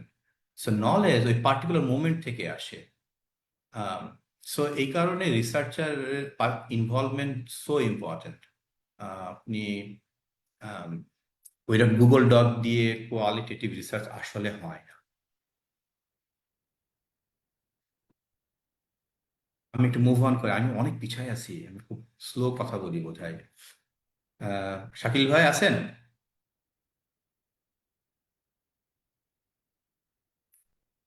আচ্ছা, আমি আমি আছি। এখন, আচ্ছা ভাই, আমি কি পিছায় আছি অনেকক্ষণ নাকি? আমি চেষ্টা করবো আর 20 মিনিট, 15 মিনিট না, শেষ করার জন্য। We have liberty, we have liberty, ঠিক আছে। প্লিজ। আম, আচ্ছা, আমাদের তো এখানে আমি 5টা মেথডের সাথে পরিচিত করাবো। এখন কোন মেথড আপনি ইউজ করবেন? কি একজন কোশ্চেন করলেন না আপনার ইয়েতে, থিমেটিক স্টাডিতে আপনার কোশ্চেন ছিল কোন মেথড ইউজ করব। এর ডিপেন্ড করে হচ্ছে আপনার রিসার্চ প্রবলেমের উপরে, রিসার্চ ফোকাসের উপরে, আপনি কি এক্সপ্লোর করতে চান। এক একটা মেথডের এক একটা স্ট্রেংথ থাকে। আপনার রিসার্চ অবজেক্টিভ অনুসারে আপনি সেই মেথডটাকে ইউজ করবেন, সেই স্ট্রেংথটাকে আপনি ইউজ করবেন। যদি মনে হয় যে ইন্ডিভিজুয়াল স্টোরি, তাদের দুঃখ কষ্ট, তাদের লিভড এক্সপিরিয়েন্স বুঝবো, আপনার ন্যারেটিভ রিসার্চ ইউজ করতে হবে। আপনার যদি মনে হয় যে সাবজেক্টিভ আন্ডারস্ট্যান্ডিং বুঝবো, তখন আপনাকে ফেনোমেনোলজি বুঝতে হবে। আপনার মনে হয়েছে যে আমি যে পপুলেশন বা স্টাডি স্যাম্পল নিয়ে রিসার্চ করি, তার উপরে এনাফ লিটারেচার নাই, এনাফ থিওরি নাই, you need to build a new theory, তখন আপনাকে গ্রাউন্ডেড থিওরি রিসার্চ ইউজ করতে হবে। আপনার কাছে মনে হয়েছে যে না, আপনি মোর স্ট্রাকচারাল ফ্যাক্টর গুলো বুঝবো, হোয়াই এ গ্রুপ অফ, যেমন ধর এক্সাম্পল দিই, জুবিনাইল ডেলিকুয়েন্টস, তারা কেন আস্তে আস্তে আহ, আম, কিশোররা কেন আস্তে আস্তে অপরাধের মধ্যে জড়ায়, স্ট্রাকচারাল ফ্যাক্টর কি গুলো, কি কি তাদের ইন্টারনাল মেকানিজম, কি প্রসেসেসটা কি, কোন প্রসেসের মধ্যে দিয়ে তারা ডেভিয়েন্ট হয়ে ওঠে, ডেলিংকুয়েন্ট হয়ে ওঠে, তখন আপনি এথনোগ্রাফি ইউজ করবেন। আবার মনে করেন যে না, পার্টিকুলার গ্রুপ অফ পিপুলকে আপনি বোঝার চেষ্টা করবেন। সে ফর এক্সাম্পল আপনি মাদ্রাসার স্টুডেন্টদের ডেমোক্রেসি নিয়ে আপনি ইন্টারেস্টেড, রাইট? তখন আপনি কয়েকটা মাদ্রাসা যে কেস আপনি চুজ করলেন, যে তারা কিভাবে ডেমোক্রেসিকে এক্সপ্লেইন করে, বোঝে, then you would choose study, case study research. So 5টা মেথডেরই ইয়ে আছে। আমি খুব দ্রুত যাব। ন্যারেটিভ রিসার্চ যেটা করে, তারা পার্টিসিপেন্টদের স্টোরি, পার্সোনাল অ্যাকাউন্টস, এক্সপিরিয়েন্স, এগুলোকে ব্যাখ্যা করে, অ্যানালাইজ করে, তাদের লিভড এক্সপিরিয়েন্স বোঝার চেষ্টা করে যে আম, কেন ঘটনাটা ঘটছে, রাইট? এর অরিজিনটা হচ্ছে লিটারেচার থেকে এসছে, literature, history, anthropology, sociology, education লোকজন ন্যারেটিভ রিসার্চ খুব ইউজ করে, যে মানুষের ইতিহাস শোনার চেষ্টা করে। এবং যখন বলে যে তোমার লাইফ হিস্ট্রি বলো, কেন তুমি চুরি করছো, রাইট, সে একদম জন্মের পর থেকে হিস্ট্রি বলা শুরু করে। অ্যান্ড দেন বিভিন্ন ইভেন্টের কথা বলে, যে ইভেন্টগুলো তার লাইফকে চেঞ্জ করে দিছে। হয়তো বাবা ছেড়ে চলে গেছে, দেখার কেউ ছিল না, সে আহ, কি বলে রেল স্টেশনে কাজ করছে, অ্যান্ড দেন রেল স্টেশনে একজনের সাথে পরিচয় হয়েছে, সেখান থেকে পকেট মারা শিখছে। এই যে স্টোরিগুলো বলে, এই যে ইভেন্টগুলো বলে, সেটাকে অ্যানালাইসিস করা, সেটা হচ্ছে narrative research. Narrative because focus করে in many instances they focus on individual, one single individuals and his or her life history. On some cases, a small number of individuals and their life history, and they compare with each other, and researchers try to find the commonality, common pattern, trend among all stories. So তারা যেটা করে কি, একটা chronology, story chronology তৈরি করে, beginning, middle, end, and epiphany. Epiphany হচ্ছে turning point. বিভিন্ন ঘটনার মধ্যে লাইফ চেঞ্জ হয় এবং তার একটা কনসিকুয়েন্স থাকে। লাইফ সোজা যেতে যেতে একটা ঘটনা ঘটছে, বামে চলে গেছে, আবার বামে চলতে চলতে একটা ঘটনা ঘটছে, আবার ডানে গেছে। তাহলে এক একটা ঘটনা, এক একটা এপিফেনি মানুষের জীবন বদলায়। ওগুলো হচ্ছে এজেন্টস এক একটা। সো কিভাবে একজন ইন্ডিভিজুয়াল তার লাইফকে ইন্টারপ্রেট করে সেটা বোঝার চেষ্টা করা, এবং মোস্ট ইম্পর্টেন্টলি সে যা ব্যাখ্যা দিল সব হয়ে যাবে তা না। সে ব্যাখ্যা কোন কনটেক্সটে দিচ্ছে, কি সেটিংসে দিচ্ছে, সেইটাও ইম্পর্টেন্ট। কোন কালচারাল কনটেক্সটে, কোন পলিটিক্যাল কনটেক্সটে সেই কথাটা বলে, সেটা নিতে হয়। মানে হচ্ছে যে individual narratives analyzed by the structural factors, সেটা এর মধ্যে দিয়ে ন্যারেটিভ ইনকোয়ারি গুলো আমরা করি। সো ন্যারেটিভ ইনকোয়ারি আমরা ইন্টারভিউ ইউজ করি, অবজারভেশন ইউজ করি, ডকুমেন্ট ইউজ করি, বিভিন্ন পিকচার্স ইউজ করি। ন্যারেটিভ স্টাডি ইনকোয়ারি 4 ধরনের basically: biographical study, autobiographical, life history, oral history. Biographical study হচ্ছে রিসার্চার কোন একজন ব্যক্তির বা কয়েকজন ব্যক্তি তার পার্সোনাল বায়োগ্রাফি স্টাডি করে। অটোবায়োগ্রাফি হচ্ছে যাকে আমি স্টাডি করছি তার ওরাল কাইন্ড অফ ন্যারেশন, সেটাকে আমরা অ্যানালাইসিস করি। লাইফ হিস্ট্রি, একজন মানুষের হোল লাইফ হিস্ট্রি আমরা অ্যানালাইসিস করি, বিভিন্ন এপিসোড কিভাবে চেঞ্জ হয়, সেটাকে লাইফ হিস্ট্রি বলে। ওরাল হিস্ট্রিটা হচ্ছে যে কোন একটা পার্টিকুলার ইন্ডিভিজুয়াল বা ইভেন্টস নিয়ে পাবলিক কিভাবে সেটা ব্যাখ্যা করে, রাইট, কোনো কিছু ডকুমেন্টস নাই, বাট মানুষের মুখে মুখে এক ধরনের ব্যাখ্যা থাকে, হিস্ট্রি থাকে, সেটা হচ্ছে ন্যারেটিভ রিসার্চ।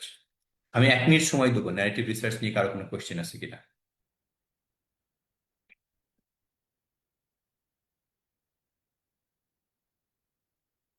আমি মুভ অন করবো এখন ফেনোমেনোলজিক্যাল রিসার্চ। ফেনোমেনোলজি হচ্ছে মানুষের লিভড এক্সপিরিয়েন্স বোঝা, সাবজেক্টিভ এক্সপিরিয়েন্স বোঝা।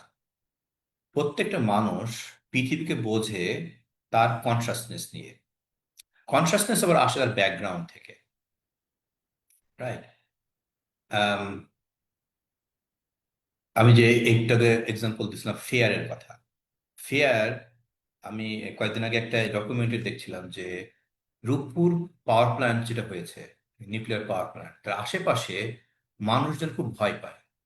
তাদের মধ্যে এক ধরনের কনসাসনেস, ফলস কনসাসনেস তৈরি হয়েছে যে আম, এটা যেহেতু নিউক্লিয়ার পাওয়ার প্ল্যান্ট, আশেপাশে টেম্পারেচার বেড়ে যাবে, তাকে একদিন এই ঘর বাড়ি ছাড়তে হবে, তার জমিটা হারাতে হবে, তারা খুব ভয়ে থাকে, right. On the other hand, একই সময় ঢাকা ইউনিভার্সিটির এক প্রফেসর, নিউক্লিয়ার ফিজিসিস্ট, তার মধ্যে এত ভয় নেই। সে মনে করে যে না, এটা সবচেয়ে ভালো, well protected, updated technology use করা হয়েছে, এখানে এই জাতীয় রেডিয়েশন বা হচ্ছে টেম্পারেচার বাড়ার কোনো কারণ নাই। সো একটা মানুষের সাবজেক্টিভ এক্সপিরিয়েন্স ডিফারেন্ট হয়। সো ফেনোমেনোলজিক্যাল রিসার্চ ওই এক্সপিরিয়েন্সটা বোঝার চেষ্টা করে, তার সাবজেক্টিভ, তার লিভড এক্সপিরিয়েন্স, ঠিক আছে। সো ফেনোমেনোলজিক্যাল রিসার্চ স্টাডি করে পিপলস এর perception, memories, physical illness, grief, এইসব নিয়ে স্টাডি করে। ফেনোমেনোলজিক্যাল রিসার্চ স্মল গ্রুপকে স্টাডি করে, and this groups are very diverse, very heterogeneous. এবং এই গ্রুপে পার্সোনাল এক্সপিরিয়েন্স, ভিতরের তাদের অনুভূতি, ভিতরের কষ্ট, এগুলাকে এক্সপ্লোর করে। বাট এটা করতে গিয়ে যেটা করতে হয় রিসার্চারকে, researcher need to bracket their personal feeling, right? ধরেন একজন প্যালেস্টাইনের রিসার্চার প্যালেস্টাইনের শিশুদের কষ্ট নিয়ে রিসার্চ করে। সো স্যার, শিশুদের কষ্ট, তাদের ফিলিং, বাবা হারানো, ঘর হারানোর কষ্ট সে রেকর্ড করে। বা সে অ্যাট দ্য সেম টাইম সে Palestine Muslim, right? Often time সে ইমোশনালি এনগেজড হয়ে যায়। সো ফেনোমেনোলজিক্যাল রিসার্চকে বলা হয় you need to bracket your personal information, emotion, personal belief, personal opinion তুমি দেওয়া যাবে না, রাইট? সো জাস্ট পার্টিসিপেন্টের personal experience, subjective experience explore করা। সো ফেনোমেনোলজিক্যাল রিসার্চ সাবজেক্টিভ এক্সপিরিয়েন্সকে বোঝার চেষ্টা করে, এবং অবজেক্টিভ এক্সপিরিয়েন্সেস বোঝার চেষ্টা করে। সেটা কি একটু বোঝায়। সাবজেক্টিভ এক্সপিরিয়েন্স মানে একটা ইন্ডিভিজুয়াল সে পার্সোনালি কেমন ফিল করে। অবজেক্টিভ এক্সপিরিয়েন্স মানে হচ্ছে যে বাঞ্চ অফ পিপল, 3 জন 4 জন বা 10 জন, তাদের মধ্যে কমন শেয়ার্ড কনসার্ন গুলো কি কি, শেয়ার্ড ফিলিং গুলো কি কি। শেয়ার্ড মানে, কমন মানে হচ্ছে it's a close two objective.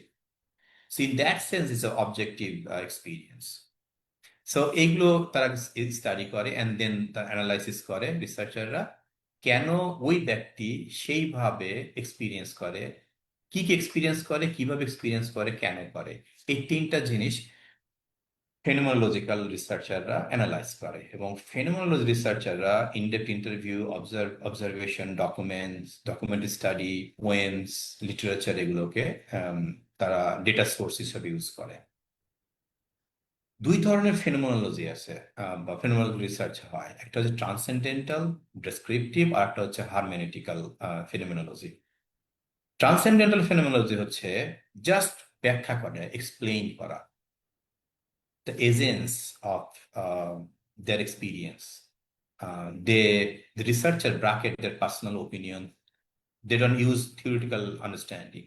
ওই যে ইন্টারপ্রেটিভ ফ্রেমওয়ার্ক ইউজ করে ডেসক্রিপটিভ ফেনোমেনোলজিস্টরা। হারমেনেটিক্যাল ফেনোমেনোলজিস্টরা ওরা আবার ট্রান্সফরমেটিভ ফ্রেমওয়ার্ক ইউজ করে। তারা মনে করে যে knowledge is political tool to change the world. So তারা সাবজেক্টিভ এক্সপিরিয়েন্সটাকে নেয় পার্টিসিপেন্টদের, এবং তাদের মতো করে ব্যাখ্যা করে। তার মানে they don't bracket their personal theoretical understanding or personal opinion. এটা কাইন্ড অফ ফেনোমেনোলজিক্যাল রিসার্চ। কারো কোনো কোয়েশ্চেন?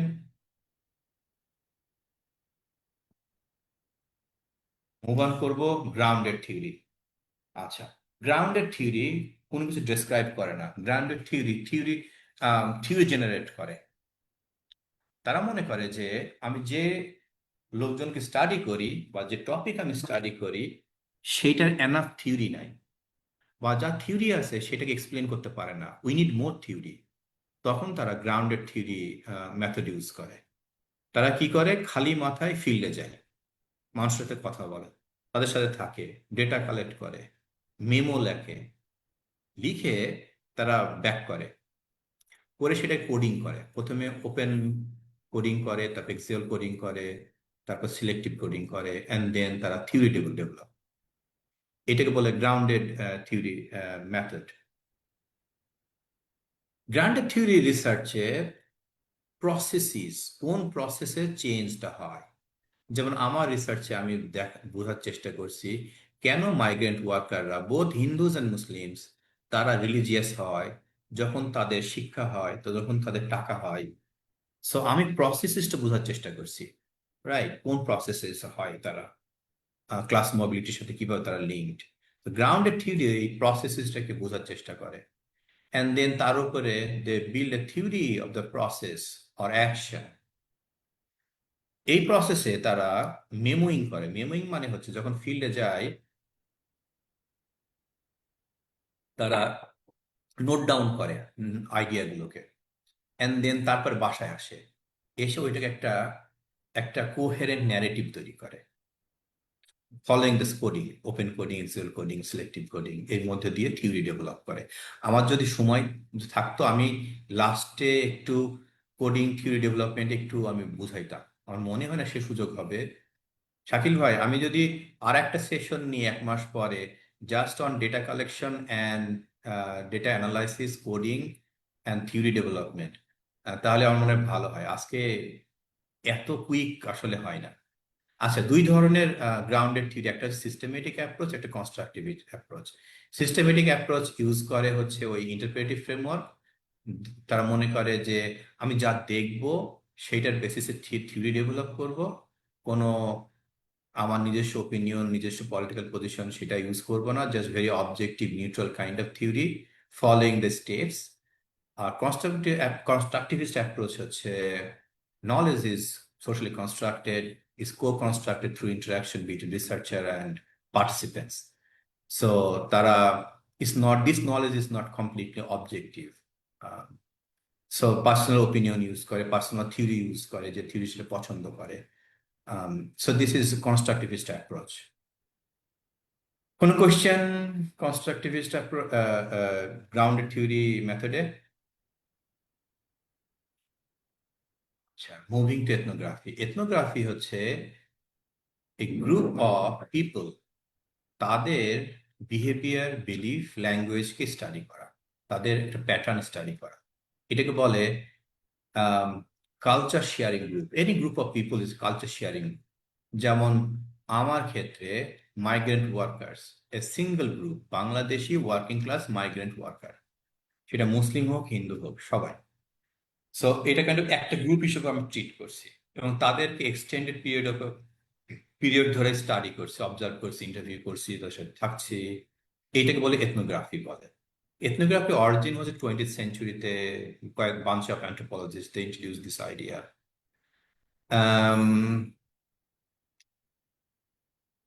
রিসার্চাররা কি করে, ওই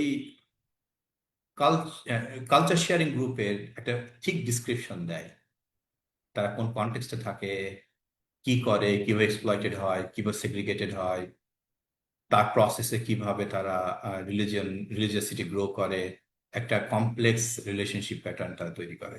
সো রিসার্চার কি করে, প্যাটার্ন খুঁজে বের করার চেষ্টা করে। যেমন আমার ক্ষেত্রে আমি ক্লাস মোবিলিটির সাথে সাথে রিলিজিয়াসিটি গ্রো করে, আমি মুসলিমদের মধ্যেও পাইছি, আমি হিন্দুদের মধ্যেও পাইছি, আমি মিডল ইস্ট ওয়ার্কারদের মধ্যে পাইছি, আমি সিঙ্গাপুর, সাউথ কোরিয়ান ওয়ার্কারদের মধ্যে পাইছি। So then that's a kind of pattern আমি বের করি। সো এথনোগ্রাফি রিসার্চের প্যাটার্ন খুঁজে বের করে। তারা প্রথমে কি করে, এমিক পার্সপেক্টিভটাকে তুলে আনে, and then they use etic perspective, scientific perspective theories. যে আমি আমার ক্ষেত্রে লিভ রিলিজিয়ন ইউজ করছি টু এক্সপ্লেইন ওয়ার্কার্স রিলিজিয়াসিটি। একই রকম realist ethnography, critical ethnography, realist ethnography use করে ইন্টারপ্রেটিভ ফ্রেমওয়ার্ক। তারা মনে করে objective scientific description of culture sharing গ্রুপকে, জাস্ট তারা কোনো পার্সোনাল ওপিনিয়ন নেই, তারা যা দেখছে তার নিউট্রালি, অবজেক্টিভলি, সাইন্টিফিক্যালি ডিসক্রাইব করা, এবং তারা রিপোর্টগুলো লেখে থার্ড পার্সন ভয়েস দিয়ে। বাট ক্রিটিক্যাল থিওরিরা এথনোগ্রাফিতে রিসার্চাররা ফার্স্ট পার্সন ইউজ করে। যেমন আমার ক্ষেত্রে আমি আই ইউজ করি, I observe, I claim, I theorize, because I took a political positionality in favor of these working class workers. So critical ethnography always rely on transformative framework. Last method টা শেষ করব hopefully, case study কি করে, তারা একটা প্রথমে যে কাজ করে, ইউনিট অফ অ্যানালাইসিস ফিক্স করে। সেটা একটা ইন্ডিভিজুয়াল হতে পারে, গ্রুপ অফ পিপল হতে পারে, একটা অর্গানাইজেশন হতে পারে। তার রিয়েল লাইফ স্টোরিজগুলো ব্যাখ্যা করা, সেটা কেস স্টাডিজ। কেস স্টাডিজের বড় মেথডের বড় চ্যালেঞ্জ হচ্ছে বাউন্ডারি সেট করা। যেমন আমি যদি বলি আমি ওয়ার্কিং ক্লাস ওয়ার্কারদের সাথে ওয়ার্কারদের স্টাডি করছি। সো ওয়ার্কিং ক্লাস ওয়ার্কার কারা, এইটাকে আমাকে প্রথমে থিওরাইজ করতে হয়েছে, আমাকে বাউন্ডারি সেট করতে হয়েছে লিটারেচার থেকে, যে এই এই গ্রুপ পিপলকে আমি ওয়ার্কিং ক্লাস মনে করি। কিছু কিছু অকুপেশনস আছে গ্রে এরিয়াতে, ওইগুলোকে আমি এক্সক্লুড করছি, আমি তার জন্য ব্যাখ্যা দিচ্ছি যে আমি এই প্রফেশনকে আমি বাদ দিয়ে দিছি। সো এই ইউনিট অফ অ্যানালাইসিস বা একটা বাউন্ডারি সেট করা, যে কোনটাকে আমি আমি একটা কেস হিসাবে নেব, রাইট? আপনি ধরেন বিভিন্ন স্কুলে স্টাডি করেন, প্রাইমারি স্কুলে। এখন প্রাইমারি স্কুল যদি স্টাডি করতে চান, তাহলে কি আপনি শুধু কি স্টুডেন্টদের নেবেন নাকি টিচারদের সব সঙ্গে নেবেন? শুধু স্টুডেন্ট যদি নেন, তাহলে কি মেলদেরও নেবেন না ফিমেলদের নেবেন? You need to fix a boundary, right? So এই কেস স্টাডিতে প্রথম কাজ হচ্ছে আপনাকে বাউন্ডারি সেট করা, অ্যান্ড দেন আপনার অবজেক্টিভ সেট করা, অ্যান্ড একটা ঠিক তার বেসিসে আপনি হচ্ছে একটা আপনার রিসার্চ কোয়েশ্চেন গুলো সেট করা, আস্ক করা, অ্যান্ড দেন আপনি দুই ধরনের কেস ফিক্স করতে পারেন। একটা হচ্ছে যে ইন্টারেস্টিং কেস, যেটা হচ্ছে খুব আনইউজুয়াল টাইপের একটা কেস, তাদেরকে ব্যাখ্যা করে এক্সপ্লেইন করা। আর একটা হচ্ছে ইনস্ট্রুমেন্টাল কেস, যে আমি একটা কেস ফিক্স করব, তার প্রবলেম গুলো, তার প্যাটার্ন গুলো, তার কনসার্ন গুলো বের করব। ধরেন আপনি যদি বাংলাদেশের মোরংদের নিয়ে স্টাডি করতে চান, কেউ পড়ে নাই হয়তো, তাদের একটা পার্টিকুলার প্রবলেম নিয়ে আমি স্টাডি করতে চান, এটা it would be kind of interesting case. আপনি খুব আনইউজুয়াল একটা কেস, আনইউজুয়াল ইন্টারেস্ট নিয়ে আপনি একটা কেসকে ডিফাইন করতে পারেন। আর ইনস্ট্রুমেন্টাল হচ্ছে যে মোটামুটি অনেক স্টাডি হয়েছে, but you have a different goal, you have a different research problem, and that's why you have define different boundaries, এবং তার বেসিসে আপনি স্টাডি করেন, ওইটাকে বলে ইনস্ট্রুমেন্টাল কেস। কেস স্টাডিসে ইন্টারভিউ ইউজ করা হয়, অবজারভেশন ইউজ করা হয়, কন্টেন্ট অ্যানালাইসিস করা হয়, অডিও ভিজুয়াল ম্যাটেরিয়ালস ইউজ করা হয়। থ্রু দিস প্রসেস আমরা ডেটা কালেকশন করে অ্যানালাইসিস করি। সো এই পাঁচটা আমার মোটামুটি মেথড। আরো আমার অ্যানালাইসিসের পার্টটা ছিল, ওইটাতে যেতে পারবো না, যে টাইম শেষ হয়ে গেছে। যদি কোনো কোশ্চেন থাকে, ওভারঅল কোনো কোশ্চেন থাকে বলেন। আর শাকিল ভাইয়ের কাছে আমার ইয়ে হচ্ছে যে এইটাকে আমরা পার্ট 1 হিসাবে কাউন্ট করে দ্বিতীয়বার পার্ট 2-তে গিয়ে আমি যদি data collection, data analysis, coding, theory development নিয়ে আর একটা টক দিই, তাহলে হয়তো অনেকের উপকার হবে। Excellent, excellent. তো সেটা হয়তো এক মাস পরে, আমি থাকবো না হুম, দেশে যদি। আপনি ফিরবেন আগামী মাসের 7 তারিখ, 5 তারিখ? হ্যাঁ, হ্যাঁ, হ্যাঁ। ওকে, হয়তো আচ্ছা। জুনের শেষের দিকে একটা টক দিলাম just on data analysis and data collection. আচ্ছা, ওকে, আপনাদের আর কোনো লাস্ট কোশ্চেন আছে কিনা? আমার হাতে বোধহয় আরো 8 মিনিট সময় আছে, তাই না শাকিল ভাই? Yes, you right. মানে কারো কোনো আমরা কোশ্চেন? আসসালামু আলাইকুম স্যার। জি জি, নামটা একটু বলেন তারপরে। স্যার আমার নাম হচ্ছে আব্দুল রব, আমি জগন্নাথ ইউনিভার্সিটির স্টুডেন্ট। আচ্ছা স্যার আচ্ছা, জি। রিসেন্টলি স্যার আমি গ্রাজুয়েশন শেষ করেছি এবং স্যার আমি কাজ করছি ক্যান্সার বায়োইনফরমেটিক্স নিয়ে। আলহামদুলিল্লাহ আমার দুইটা পেপার, একটা অলরেডি পাবলিশড হয়ে গেছে Q1 জার্নালে, আর ও, একটা স্যার কংগ্রেচুলেশনস। অনগোয়িং প্রসেসে আছে স্যার। স্যার হচ্ছে আমার যেটা মেইনলি করছে স্যার, আমরা যেটা স্যার মেইনলি ওয়েট ল্যাবে কাজ করি, ইভেন আমার এখন ইন্টার্নশিপ চলছে স্যার। তো স্যার আসলে আমাদের জন্য যদি আমরা বিশেষ করে সার্ভে টাইপের কাজগুলো করি, তখন স্যার মেইনলি আমরা স্যার কোয়ালিটেটিভ রিসার্চ মেইনলি তখন আমাদের ডাটা কালেকশনটা তখন বেশি দরকার হয় স্যার। তো আমরা যারা সায়েন্সের স্টুডেন্ট আছি তখন তারা স্যার কিভাবে স্যার এই প্রসিডিউরগুলো স্যার আমরা অ্যাপ্লাই করবো স্যার, যদি একটু ডিটেলস বলতেন স্যার প্লিজ। মানে আপনার ব্যাকগ্রাউন্ড কি? স্যার আমার ব্যাপারে আমি অ্যাপ্লাইড বায়োলজির স্টুডেন্ট স্যার। আমার স্যার অ্যাপ্লাইড হচ্ছে বায়োলজি। বায়োকেমিস্ট্রি আর মলিকুলার বায়োলজি। আচ্ছা আচ্ছা আচ্ছা। আচ্ছা, প্রথম হচ্ছে যে আহ, আপনার ফিল্ড আমি যদি জানি না, পাবলিক হেলথে আমার যারা জুনিয়র সোশিওলজিস্ট, একজন বোধহয় হ্যালিফ্যাক্সে থাকে, কানাডাতে, জালাল, চিনেন কিনা? উম, ওর মেডিকেল সোশিওলজিতে পিএইচডি। আর একজন আছে ইউএনএসডব্লিউর, বোধহয় এখন ও অ্যাসোসিয়েট প্রফেসর, ও সোশিওলজি পাবলিক হেলথ নিয়ে কাজ করে। ওদের কাছ থেকে যতদূর আমি শুনছি যে পাবলিক হেলথে কোয়ালিটেটিভ রিসার্চ খুব মার্জিনালাইজড, স্ট্যাটাস খুব লো, মোস্টলি কোয়ান্টিটেটিভ লোকজন ডমিনেট করে ওই ওই জায়গাটা। বাট আমি আমি হলে বলবো আপনি মিক্স মেথডে যান, যেহেতু আপনার কোয়ান্টিটিভ এক্সপার্টিস অলরেডি গ্রো করে গেছে, আপনি পাবলিশ করছেন। সো একটু একটু আম, আপনার আপনার এরিয়াটা কি, মানে কোন বিষয় নিয়ে কাজ করেন? Sir cancer, sir cancer bioinformatics sir mainly এখন ড্রাই ল্যাবে করছি। আর আমাদের আমি তো আপনার এর আগে ইনভারমেন্টাল টক্সিন নিয়ে কাজ করছি স্যার। আমার হচ্ছে আপনার বাইরে ইন্টারন্যাশনাল কনফারেন্সেও যাওয়া হয়েছে স্যার। আমার কিছু টক্সিন এয়ারবোর্ন মাইক্রোপ্লাস্টিক নিয়েও স্যার কাজ করেছে। ওগুলো স্যার ওয়েট ল্যাবের কাজ ছিল স্যার। ওইখানে স্যার হ্যাঁ, মেনলি হ্যাঁ, তো কোয়ালিটিভ কাজ ছিল। জি স্যার। কোয়ালিটিভ কাজ ছিল, না স্যার কোয়ান্টিটিভ কাজ ছিল স্যার। কোয়ান্টিটিভ কাজ ছিল, জি আচ্ছা আচ্ছা স্যার আচ্ছা। কোয়ান্টিটিভ কাজ ছিল তা স্যার। আমি পাবলিক হেলথের লোক না, আমি বেশ কিছু পেপার দেখলাম ফেনোমেনোলজি কাল মেথড ইউজ করছে, করে ক্যান্সার সার্ভাইভাররা কিভাবে ক্যান্সারকে ফিল করে, এক্সপিরিয়েন্স করে, সেখানে রেস, ক্লাস, জেন্ডার কিভাবে অপারেট করে। বাট আমি আপনার এক্স্যাক্টলি আনসার আমি দিতে পারবো না, বাট আমি আমি খুঁজে আমি জালালের সাথে কথা বলবো বা সাইফুলের সাথে কথা বলবো যে নেক্সট সেশনে যদি আপনি আসেন তাহলে হয়তো আপনার কিছু আমি হেল্প করতে পারবো, বিকজ পাবলিক স্যার হেলথ আমি আমি কিছু বুঝি একটুখানি না। এটা বলতে চাই স্যার। আমি একটু টাইম নিচ্ছি স্যার। আমি এক্সট্রিমলি সরি হ্যাঁ হ্যাঁ, স্যার। নেন নেন নেন স্যার না না, হচ্ছে শেষ করুন। হ্যাঁ, হ্যাঁ স্যার হ্যাঁ, হচ্ছে টেক ইট আমরা শেষ। একটা স্ট্যাটিক্যাল সার্ভে স্যার করছিলাম। যদিও আমরা সেটা আসলে আলটিমেটলি তার কোনো রেজাল্ট আউটপুট বের করতে পারিনি, কেননা ওটা করোনার টাইমে ছিল। সেটা হচ্ছে আমাদের ফার্স্ট জেন যখন আমরা ভ্যাকসিন নিলাম স্যার। ওই সময় আসলে আমরা অনেকগুলো হিউমার শুনছিলাম যে কিছু হ্যাঁ হ্যাঁ সাইড এফেক্ট দেখা যাচ্ছে বা এরকম কিছু। হুম, তো স্যার আমরা ওই সময় কিছু অলমোস্ট 200 প্লাস মেবি 200-250 মতো ডাটা আমরা কালেক্ট করছিলাম স্যার, যে আসলে কি কি ইম্প্যাক্ট দেখা যাচ্ছে, বা তার মানে খাবার অরুচি অরুচি হচ্ছে কিনা, বা তার আগের যে লাইফ লিডটা ছিল এখন লাইফ লিডটা কেমন হচ্ছে, তার ঘুমের পরিমাণ কেমন হচ্ছে, বা তার মেন্টাল কোনো ইস্যু তৈরি হচ্ছে কিনা। এরকম স্যার আমরা কিছু স্যার সার্ভে স্যার করছিলাম স্যার। কিন্তু ওই হুম, সময় আসলে ডাটাগুলো এত বেশি মিসম্যাচ ছিল বা এত বেশি কন্ট্রাডিক্টরি হচ্ছিল যে আমরা আসলে এক্সাক্ট কোনো আউটকাম বের করতে মানে পারছিলাম না। এবং তখন আসলে স্যার কোয়ালিটিভ ডাটা যে এরকম হয় বা এভাবে যে করতে হয়, এই আপনার সাজাতে হয় বা এগুলোর হুম, হুম, সার্ভে যেভাবে করতে হয়, ধারণা ছিল না স্যার। বাট আজকে হুম, জিনিসটা হুম, খুব ইয়ে হলো স্যার। তো আমরা ওই ক্ষেত্রে বা আমরা যখন কোনো সার্ভে করি, বিশেষ করে মেডিকেল সার্ভে যেগুলো করি স্যার, সেক্ষেত্রে কিন্তু হুম। আমরা কি এই কোয়ালিটিভ ডাটা ইউজ করতে পারি কিনা স্যার?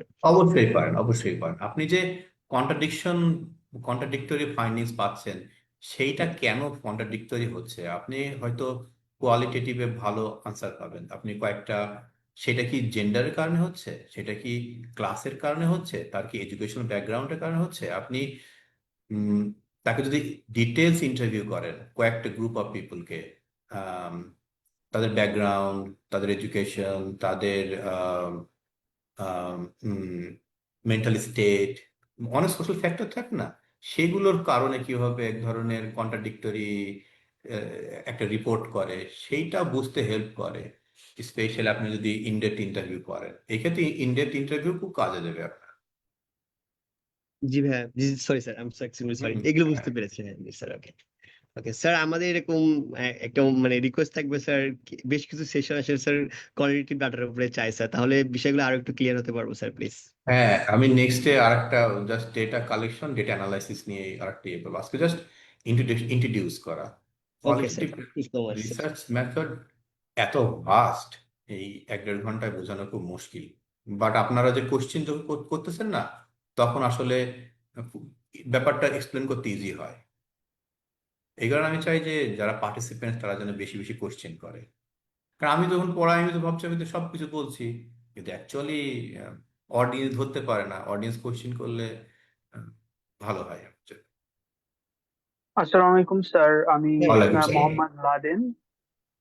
আমি জাহাঙ্গীরনগর ইউনিভার্সিটির দ্বিতীয় বর্ষের ছাত্র, ইতিহাস বিভাগের। তো আমার রিসার্চের উপর ইন্টারেস্ট আছে, কিন্তু আমি ঠিক জানি না কি বিষয়ে আমি রিসার্চ করব ভবিষ্যতে বা কি করব। আমি শুধু এখন জানতে চাচ্ছি যে রিসার্চ মেথডটা আসলে কি, বা কিভাবে রিসার্চের দিকে আমি এগোতে পারি। তো আহ, আমার যেহেতু হিস্ট্রি ব্যাকগ্রাউন্ড, আমার কোন দিকে ফোকাস করা উচিত এখন দ্বিতীয় বর্ষ থেকে, যেহেতু আমার হিস্ট্রি রিসার্চের উপর আগ্রহ আছে পড়ার। ধন্যবাদ স্যার। হিস্ট্রির লোকজন মূলত হিস্টোরিক্যাল মেথড ইউজ করে বা কম্পারেটিভ হিস্টোরিক্যাল মেথড ইউজ করে। সো আপনি হিস্ট্রি পড়তে পড়তে দেখবেন যে আপনি অনেক কিছু বোঝেন না বা অনেক প্রশ্ন উত্তর আসে না। তখন আপনি ইয়েতে যাবেন, আপনার হিস্টোরিক্যাল ডকুমেন্টে যাবেন, অনেক ক্ষেত্রে মানুষ মাঠেও যায়, হিস্টোরিক্যাল ফ্যাক্টস এন্ড ফিগার খুঁজতে যায়, ওই গ্রামেও যায়, বা হিস্টোরিক্যাল ডকুমেন্ট থেকে ইয়ে করে। সো কম্পারেটিভ হিস্টোরিক্যাল মেথড বা হিস্টোরিক্যাল মেথডে আপনার জন্য লাগবে, বাট সেটা আমি আজকে আলোচনা করি নাই। Hopeful next time sir comparative আজকে হিস্টোরিক্যাল। আজকে আপনি স্যার আজকে আপনি একটা কথা বলছেন যে ন্যারেটিভ রিসার্চের ক্ষেত্রে যে হিস্ট্রিক্যাল হ্যাঁ, ব্যাকগ্রাউন্ড ন্যারেটিভ রিসার্চ, যারা হ্যাঁ হ্যাঁ হ্যাঁ, ন্যারেটিভ রিসার্চও আপনাদের আপনাদের হেল্প করে, কারণ ইজ অল অ্যাবাউট স্টোরি থেকে আইডিয়া জেনারেট করতে হয়। সামিনা হক, আপনি বলছিলেন, জি জি। জি, আসসালামু আলাইকুম। ওয়ালাইকুম আহ, সালাম। আমার নাম ফারিনা হক। আমি একটু বাইরে থেকেই শুনছি আর কি, রাস্তাতেই। কোনো সমস্যা আমার নেই। একটা প্রশ্ন ছিল। আমি বিজনেস ব্যাকগ্রাউন্ডের। তো হুম আমি আমি একটু জানতে চাচ্ছিলাম, আমি একটা টপিক নিয়ে কাজ করতে যাচ্ছি, একটু কোয়ালিটেটিভ আর কি। আমি সবসময় হুম কোয়ান্টিটেটিভ নিয়ে কাজ করেছি তো, হুম কিন্তু আমি হুম। বুঝতে পারছি না যে আমি এটা কিভাবে এটাকে কোয়ালিটেটিভে নিব। কারণ যেমন এটার কোয়েশ্চেনটা হচ্ছে এরকম, আমি ওটার কোনো লিটারেচার পাচ্ছি না। যে আমার প্রশ্নটা মানে কাজটা ছিল এরকম যে আহ, যে রিবা নিয়ে, রিবাটা হচ্ছে গিয়ে মুসলিম যারা আছে তারা হচ্ছে গিয়ে সুদ পছন্দ করছেন না। কিন্তু আবার যখন নাকি আহ, আহ, আহ, টাকা পয়সা রাখার বিষয়টা আসছে, তখন আবার সুদের সঙ্গে তারা ওইটা ডিপোজিট কিংবা লোন এগুলোর মধ্যেও যাচ্ছেন, কিংবা হাউস লোন নিচ্ছেন। এই যে হুম একটা দোদুল্যমান, ওদেরকে যখন আমি ইন্টারভিউ করি তখন ওনারা হচ্ছে এটাকে আবার বলছে যে না, আমরা আসলে চাই না। তো এই যে তাদের মনের একটা মানসিক পরিস্থিতি, এই জিনিসটা আসলে কিভাবে প্রভাবিত হয় এটা নিয়ে আমি একটা কাজ করতে চাচ্ছিলাম। কিন্তু এই এই একটা জায়গাটাকে আমি আনতে পারছি না, কোনো একটা রেফারেন্স আমি পাচ্ছি না যেখানে নাকি এই অংশটা নিয়ে কাজ করছে। তো এই এই একটা লাইন যেটাকে আমি এই ভেরিয়েবলটাকে আমি নেওয়ার জন্য আমার রেফারেন্স আমি কিভাবে ইয়ে করব, মানে এটা আমি বুঝতে পারছি না। আচ্ছা, রিবা, আমি রিবা নিয়ে খুব আমি জানি না, তবে আপনি জেন্ডার লিটারেচার দিয়ে দেখতে পারেন যে উইমেন বিহেভিয়ার কিভাবে। না, ওয়েমেন না, রিবাটা হচ্ছে সুদ। মানে মুসলিমরা যারা আছে সরি, তারা আচ্ছা, সুদ, সুদের হ্যাঁ হ্যাঁ, মধ্যে সুদের। আছেন, কিন্তু ওনারা মনের দিক থেকে ওনারা আসলে বলছেন যে আমি সুদ পছন্দ করি না, কারণ এটা তো ইসলামে হারাম। প্র্যাকটিশিয়ান মুসলিমরাও তাই বলছেন, কিন্তু আবার এটার মধ্যেও যাচ্ছেন। তো আসলে ওনার জিনিসটা কোন জায়গাটায় গিয়ে এই কনফ্লিক্টটা, মানে ওদের যে এই আম, বাস্তবতা কিংবা দুনিয়া এবং দিনের মধ্যকার যে এই কনফ্লিক্টটা, এই জায়গাটা নিয়ে আমি কাজ করতে গিয়ে তাদের যে মানসিক জায়গাটা, আমি লিটারেচার যে একটা রেফারেন্স আনবো, কোনো জায়গায় লিটারেচার খুঁজে পাচ্ছি না, মানে কোথাও পাচ্ছি না। রিবা নিয়ে আছে, সুদ নিয়ে আসছে, কিন্তু ওই তার মানসিক যে পরিস্থিতিটা এই সংক্রান্ত, যে প্র্যাকটিস করা ইসলাম এবং দুনিয়া এবং দিন, এই দুইটার মাঝখানে এটা আমি পাচ্ছি না। এরকম পরিস্থিতিতে কি করতে হবে, মানে একদম আচ্ছা, সম্পূর্ণ নতুন একটা আইটেম যখন আসে। এই যে ওইটা হচ্ছে গ্রাউন্ডেড থিওরি অ্যাপ্রোচ বলে। গ্রাউন্ডেড থিওরি মেথডে ধরেন আপনার এনাফ লিটারেচার নাই, এনাফ জি জি। থিওরি নাই এক্সপ্লেইন করে, তখন আপনি মানুষের কাছে যাবেন, তাদেরকে ইন্টারভিউ করবেন, তাদের অবজার্ভ করবেন, ওগুলো আপনি ডকুমেন্ট করবেন। একটা দেখা যাচ্ছে যে এক একটা 10টা ইন্টারভিউ করলেন, আপনি এক একটা ইন্টারভিউ 10 পাতা 20 পাতা দিয়ে জি। এখান থেকে আপনি ওই মেন্টাল স্টেট গুলো খুঁজে খুঁজে বের করবেন।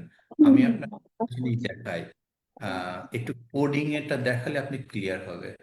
হ্যাঁ প্লিজ। আপনি দেখতে পাচ্ছেন? হ্যাঁ, আমি দেখতে পাচ্ছি। আচ্ছা, আপনি যখন ইন্টারভিউ গুলো নেবেন তখন তার ইন্টারভিউ গুলো বারবার বারবার পড়বেন, পড়ে এখান থেকে ডায়মন্ড খুঁজে খুঁজে বের করবেন। ঠিক আছে, ডায়মন্ড খুঁজে খুঁজে বের করবেন যে কেন তারা এই কন্ট্রাডিক্টরি পারসেপশনটা দিচ্ছে। সো এখান থেকে আপনি প্যাটার্ন খুঁজবেন। সো আপনার পেপারটা এরকম হবে: ইন্ট্রোডাকশন, রিসার্চ কোয়েশ্চেন, দেন লিটারেচার। আপনি বলবেন যে লিটারেচার এইটা বলে, এইটা বলে, এইটা বলে, কিন্তু কখনোই এই সুদ নিয়ে মেন্টাল স্টেট নিয়ে কিছু বলছে না। এই গ্যাপটাকে আইডেন্টিফাই করবেন, দিয়ে আপনি ডেটাতে যাবেন। ডেটাতে গিয়ে দেখাবেন যে এক্স এই এই কারণে তার সে কন্ট্রাডিক্টরি, তার একটা পারসেপশন তার আছে, তার কারণগুলো কি। সে রিলিজিয়াস, আচ্ছা ঠিক আছে, সে কোন ক্লাস ব্যাকগ্রাউন্ডের, আমি হলে তাই অ্যাজ সোশ্যালিস্ট আমি তাই করতাম। তারপর তার জেন্ডারটা কি, ঠিক আছে, তার এডুকেশনটা কি, এই এই বেসিসে কিভাবে এই কন্ট্রাডিকশনটা তৈরি হয়। আপনি দেখবেন এর মধ্যে ভেরিয়েশন পাবেন, সবাই কিন্তু একভাবে ভাবে না। যেমন আমি সোসিওলজি অফ রিলিজিয়নের আমার এরিয়া, মানুষ রিলিজিয়াস হয় টু সাম কনটেক্সটে, আবার অ্যান্টি রিলিজিয়াসও হয় ইন মেনি মেনি সিচুয়েশনে। আপনি দেখবেন যে আম, উম, সে ওয়েস্টার্ন সিনেমা দেখে, বাড়িতে স্যাটেলাইট টেলিভিশন আছে, আবার সে ঘুষ খেতে চায় না। আম, বা মানুষের অনেক কন্ট্রাডিক্টরি, কোনো মানুষই কমপ্লিটলি রেশনাল। সো কন্ট্রাডিকশনে কোত্থেকে আসে? ক্লাস ব্যাকগ্রাউন্ড থেকে আসে, এডুকেশন থেকে আসে, নাকি কোনো পার্সোনাল ক্রাইসিস থেকে এসছে? আপনি আস্তে আস্তে খুঁজে বের করবেন। সো আপনি 10 থেকে 15টা ইনডেপথ ইন্টারভিউ করেন, দিয়ে তার মধ্যে থেকে প্যাটার্ন বের করতে পারবেন যে কেন এবং কি কি ধরনের কন্ট্রাডিকশন এবং কেন কন্ট্রাডিক্টরি তারা কথাবার্তা বলে বা কনফিউশন তৈরি হয়। বুঝতে পেরেছি? সো গ্রাউন্ডেড থিওরি হচ্ছে আপনাকে হচ্ছে পানিতে ছেড়ে দেব, আপনি ওই কষ্ট করে সাঁতার করে সাঁতার শিখে যাবেন, সেটা হচ্ছে কাইন্ড অফ গ্রাউন্ডেড থিওরি। আপনি মাঠে নামবেন, আস্তে আস্তে শিখবেন।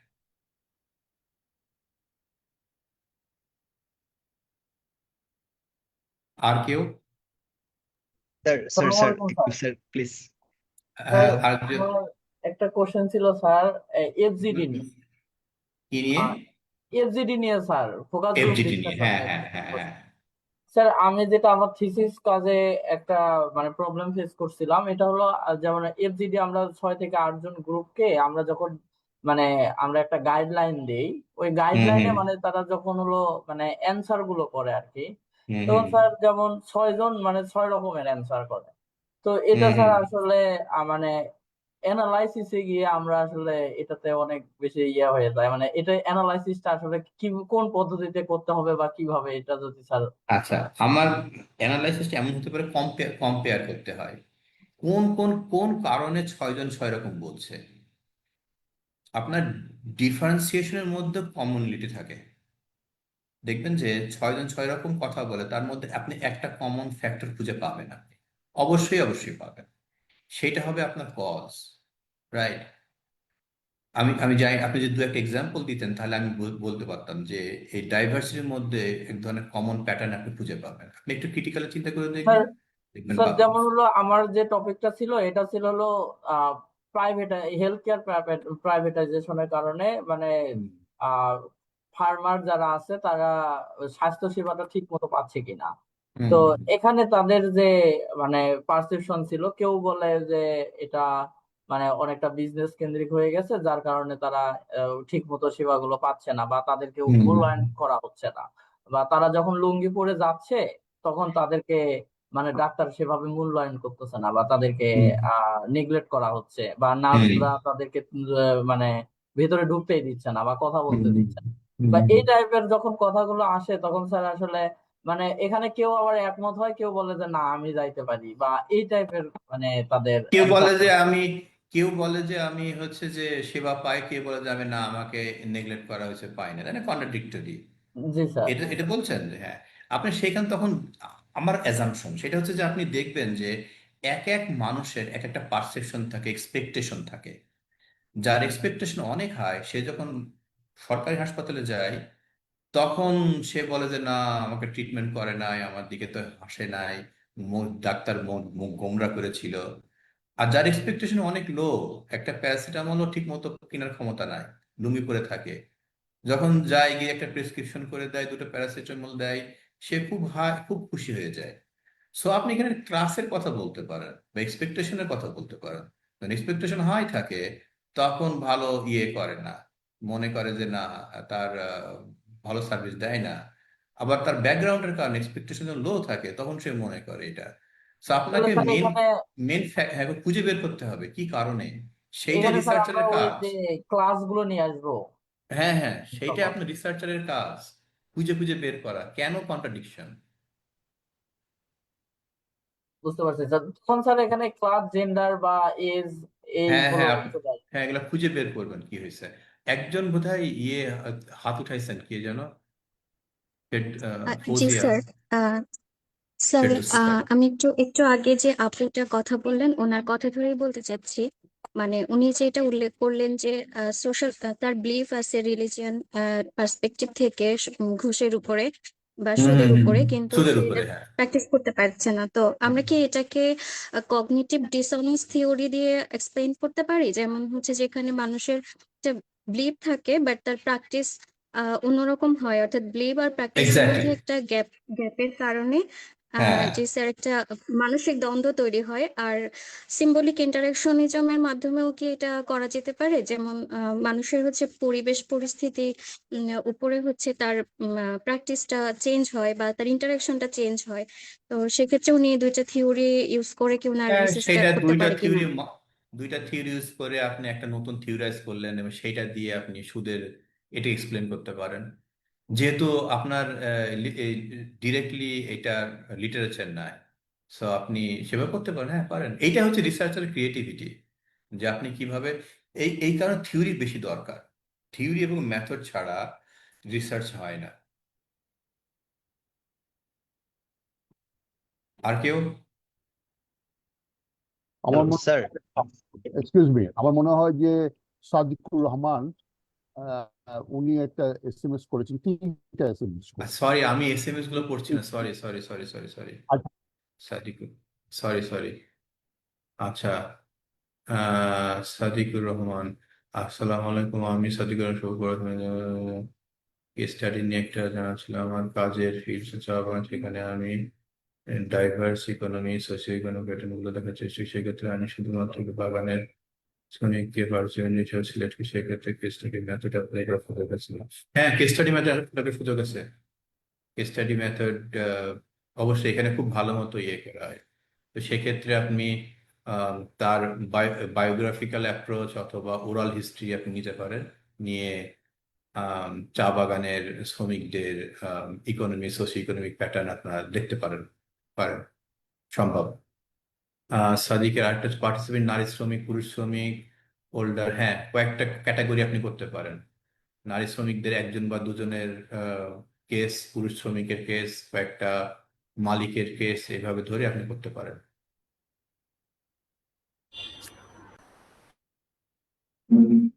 হ্যাঁ হ্যাঁ, পপুলেশন ক্যাটাগরাইজ করে নিলে লিমিটেশন দূর হয় হয়। আর কেউ কোশ্চেন? স্যার, হ্যালো হ্যাঁ, বলেন স্যার। বলেন। হচ্ছে আমি আব্দুর রব স্যার। স্যার হচ্ছে আমি জি। ওই যে আগের দিন আমার ক্যাম্পাসে আমার একজন প্রফেসর, উনি উনার সাথে একটা ব্যাপার নিয়ে কথা বলছিলাম স্যার। আমি একটু কথা বলতে চাই ওটা নিয়ে।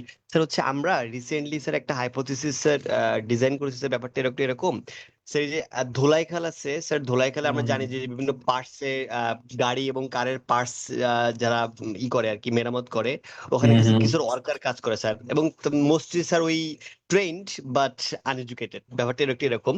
হুম তো হুম আমি হুম খেয়াল করেছি স্যার, ওদের ওই হাতে আপনার আঙুলে বা হাতে এক ধরনের ঘা দেখা যায় স্যার। আপনার হচ্ছে হুম হুম কাইন্ড অফ এক্সিমা ঘা টাইপের স্যার। এবং most of the hmm worker বা মোস্ট অফ দ্য অপারেটরের হাতে এই ধরনের ঘা স্যার আছে স্যার, হাতে এবং পায়ে। ইভেন স্যার হুম কানের গোড়াতে আমি এই ঘাগুলো দেখছি স্যার। এবং ওরা মাঝে মাঝে চুলকায়। তো স্যার আমি একটা প্ল্যান করছিলাম এরকম যে হচ্ছে বিশেষ করে আমরা হেভি মেটাল টক্সিসিটি নিয়ে আমরা খুব কনসার্ন এখন। এবং হচ্ছে আমাদের ইয়ারেও এই হেভি মেটাল টক্সিসিটির কিছু পার্টিকেলস আসলে পাওয়া যাচ্ছে ইদানিং। তো স্যার হুম এই টক্সিসিটিটা আছে কিনা, এইটা আমরা আসলে বা ওদের ইম্প্যাক্টটা কেমন, বা কোনো হিউম্যান টক্সিসিটি কোনো ফর্ম করছে কিনা, এটা স্যার আমরা একটু দেখতে চাচ্ছিলাম। যদিও এর হুম স্যাম্পলিং করা বা হচ্ছে পপুলেশন কালেক্ট করাটা স্যার খুব টাফ। কেননা এখন যদি আমরা ব্লাড স্যাম্পল নিতে যাই, তো আমাদের আসলে ওই স্যাম্পলিং মানে কেউ দিতে চাইবে না, প্রথম কথা হচ্ছে। কারণ আমাদের রিউমার আছে, সুপারস্টিশন আছে যে কেউ দিবে কেউ দিবে না। আবার স্যার মানে কিছু বাধা আছে স্যার। এখন স্যার আমি এই ক্ষেত্রে কি কোয়ালিটিভ ডাটা, মানে আমি এখানে কি আমার কোয়ালিটিভ রিসার্চ কি করতে পারি কিনা, বা কোনোভাবে এটাকে জাস্ট মানে কি বলে যে কিছু ম্যানুয়াল কিছু ডাটা ওদের ওদের মানে ওদের ওপিনিয়ন বা ওদের থটস বা ওদের কাজ করার যে কার্য পদ্ধতি, এইগুলো নিয়ে কি কোনো স্যার কোয়ালিটিভ রিসার্চ এখানে কি দাঁড় করানো সম্ভব স্যার এই মুহূর্তে? তারপর স্যার হ্যাঁ আমি আস্তে সম্ভব। আস্তে এটাকে কোয়ান্টিটেটিভে নিয়ে গেলাম স্যার। তো সেক্ষেত্রে তো আমার রিসার্চ কোশ্চেন গুলো স্যার কেমন হবে স্যার, যদি একটু কাইন্ডলি বলতেন স্যার। আমি বলবো যে শুরু করেন মিক্স মেথড টাইপ দিয়ে। কারণ আপনি যদি 50 জনের কাছে অ্যাপ্রোচ করেন, তাকে আপনি বলেন যে আপনার যদি আমরা ডায়াগনোস করব, যদি এরকম কিছু পাওয়া যায়, আপনার ট্রিটমেন্টের ব্যবস্থা করব। এই যে আপনার ঘা হয়েছে, আমরা ট্রিটমেন্টের ব্যবস্থা করব, এটা আমরা ভলেন্টারিলি করব। তাতে যদি 50 জনের থেকে আপনি যদি 10 জনও পান, 10 জন খুব কোয়ান্টিটি রিসার্চে খুব স্মল স্যাম্পল বাট কোয়ালিটেটিভে এনাফ, অ্যান্ড দেন সেই 10 জনকে আপনি স্টাডি করেন যে কেন এটা হচ্ছে। মানে প্রথম হচ্ছে আপনি 10 জনের ব্লাড স্যাম্পল থেকে আপনি নিশ্চিত হলেন যে এক্সিমা এটা, অ্যান্ড দেন তখন আপনি তার লাইফ হিস্ট্রি নিলেন, কাইন্ড অফ কেস স্টাডিজ টাইপের, যে জীবন মানে তার ওই চাকরির শুরু থেকে এ পর্যন্ত কি কি ধরনের কাজ করে, কোথায় যায়, কি ধরনের খাবার খায়, এই হোল লাইফ হিস্ট্রি নিলেন। দিয়ে আপনি বোঝার চেষ্টা করলেন কোন কোন কারণে হতে পারে। Qualitative research kind of probability একটা, আহ, এটাকে বলে হচ্ছে কাইন্ড অফ প্রবাবিলিস্টিক একটা আইডিয়া দেয় যে থিওরিটিক্যাল আন্ডারস্ট্যান্ডিং দেয় যে কেন এটা হতে পারে। কজালিটি এক ধরনের দেখায়, সেটা সেটা এস্টাবলিশ না। অ্যান্ড দেন ওই 10 জনের কাছ থেকে আপনি যখন দেখবেন যে তারা সাকসেসফুলি ওদের কাছে স্টাডি করছেন, ওদেরকে ট্রিটমেন্ট দিচ্ছেন, দেখবেন যে আপনি এরকম 200 জন লোক পাবেন।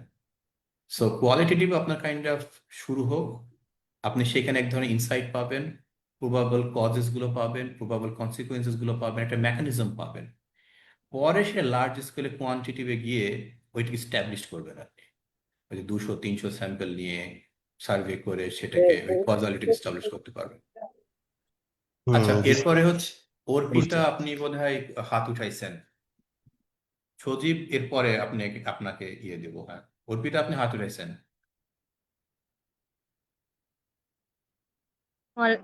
আসসালামু আলাইকুম প্রফেসর। ওয়ালাইকুম। আমার কোশ্চেনটা হচ্ছে, আমি কিছুদিন আগে থেকে কিছু রিসার্চ পেপার নিয়ে ঘাটাঘাটি করতেছিলাম। আমি সিভিল ডিপার্টমেন্টের স্টুডেন্ট।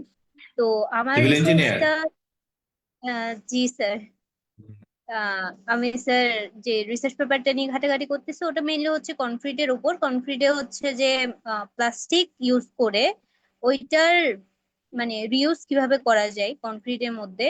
এবং ওইটাতে মেইন যেটা রিসার্চ গ্যাপ ছিল সব জায়গায় আমি পাইছি, ওটা হচ্ছে ফায়ার রেজিস্ট্যান্স কোনো জায়গায় মানে এটার কোনো ধরনের এভিডেন্স ওরা শো করে নাই। তো আমাদের মানে আমরা যে রিসার্চটা করতেছিলাম ওটাতে মাথা ব্যথা ছিল যে আমাদের ফার্স্ট যে আমরা কিভাবে এটা ফায়ার রেজিস্ট্যান্স আনবো, এবং এটা ল্যাব এক্সপেরিমেন্টের মাধ্যমে করতে যাচ্ছিলাম। এখন আমরা অ্যাজাম্পশন নিয়ে আগাচ্ছি কিন্তু এভিডেন্স দিয়ে এটা প্রুভ করব। এখন এটা কি মানে কোন মেথডে ফেলবো আসলে জিনিসটা বুঝতেছিলাম না।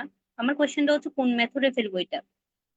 যেহেতু আপনাদের এটা hard science, very positivistic kind of research, আপনাদের এক্সপেরিমেন্টাল রিসার্চে ল্যাব বেসড, আপনাদের ইঞ্জিনিয়ারিং এ বা বেসিক সায়েন্সে পজিটিভিস্ট ফিলোসফি ইউজ হয়। আপনাদের ডেটা, আপনার ম্যাটেরিয়াল আসে, ল্যাবে টেস্ট করেন, অ্যান্ড দেন ডেটা কালেকশন করেন। But qualitative research completely different, opposite kind of post positivistic. But আমি যতদূর বুঝছি, যতটুকু আমার কোয়ান্টিটিভ সেন্স আছে, তাতে আপনার এক্সপেরিমেন্টাল মেথডই বোধহয় আপনার জন্য বেস্ট হবে।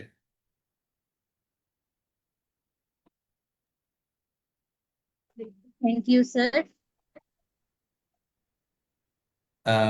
সজীব, আপনি বোধহয় হাত উঠাইছিলেন নাকি? আসসালামু আলাইকুম স্যার। আমি ওয়ালাইকুম। সজীব। স্যার আমার ব্যাকগ্রাউন্ড হচ্ছে ইন্টারন্যাশনাল রিলেশনস, আন্তর্জাতিক হুম। সম্পর্ক। আমি পড়ছি গোপালগঞ্জ সায়েন্স অ্যান্ড টেকনোলজি ইউনিভার্সিটিতে।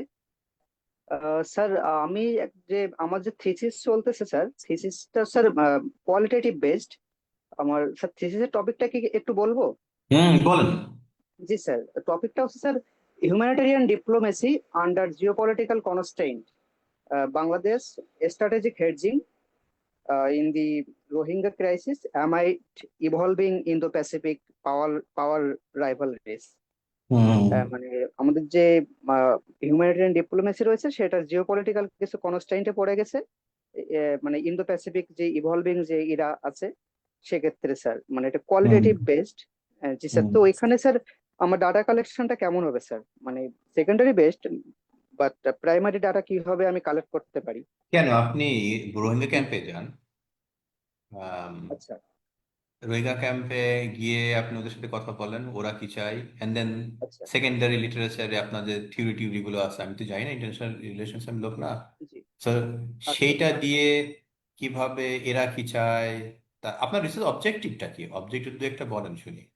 স্যার অবজেক্টিভটা হচ্ছে মানে আমাদের যে রোহিঙ্গা কূটনীতি বাংলাদেশে, সেটা কিছু চ্যালেঞ্জেস এর মুখে পড়ে গেছে। কিছু মানে বিশেষ কিছু ভূ রাজনৈতিক কিছু বাধার মুখে পড়ে গেছে বিভিন্ন বড় বড় রাষ্ট্রের জিওপলিটিক্যাল কম্পিটিশনের কারণে। তো এটা খুঁজে বের করা এবং আমাদের যে মানে এশিয়া প্যাসিফিক রিজিয়নে যে ভূ রাজনৈতিক এখন দ্বন্দ্ব, এটা কিভাবে প্রভাবিত করতেছে বিষয়টাকে। আচ্ছা, হ্যাঁ, তাহলে আপনি কয়েকটা কাজ করতে পারেন। এক হচ্ছে যে যারা এটা নিয়ে কাজ করে, বাঞ্চ অফ স্কলার এখন রোহিঙ্গা নিয়ে কাজ করে। আমার ভার্সিটিতে অনেকজন, 3-4 জন প্রফেসর আছে যারা রোহিঙ্গা নিয়ে কাজ করে, তাদের আপনি ইন্টারভিউ করতে পারেন। স্যার। কয়েকজন স্যার, ডিপ্লোম্যাটদের, যারা বাংলাদেশি ডিপ্লোম্যাট মিয়ানমারে কাজ করছে, এক্সপার্ট অথবা ইন্টারভিউ স্যার। জি। হ্যাঁ এক্সপার্ট ইন্টারভিউ, আপনি সেটা করতে পারেন। প্লাস আপনি রোহিঙ্গারা কি চায়, আমরা তো আচ্ছা আচ্ছা। আমাদের মতো করে এক ধরনের থিওরি ডেভেলপ করি, আমরা অ্যানালাইসিস দাঁড় করাই। তারা কি চায়, তারা আসলে কি ফিরতে চায়, ফিরলে কিভাবে ফিরতে চায়, সেইটা কি আসলে সম্ভব কিনা। সো আচ্ছা। তাদের ইন্টারভিউটা নেওয়া দরকার। সো অ্যান্ড দেন 3টা যখন আপনি এক জায়গায় করবেন, জি এবং ইনক্লুডিং এক্সিস্টিং লিটারেচার, তখন বোধহয় আপনি নতুন কিছু বলতে পারবেন।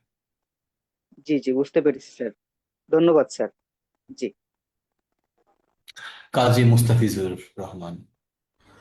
আসসালামু আলাইকুম স্যার, আমি ঢাকা ওয়ালাইকুম। বিশ্ববিদ্যালয় থেকে আইআর বিভাগে মাস্টার্স করেছি।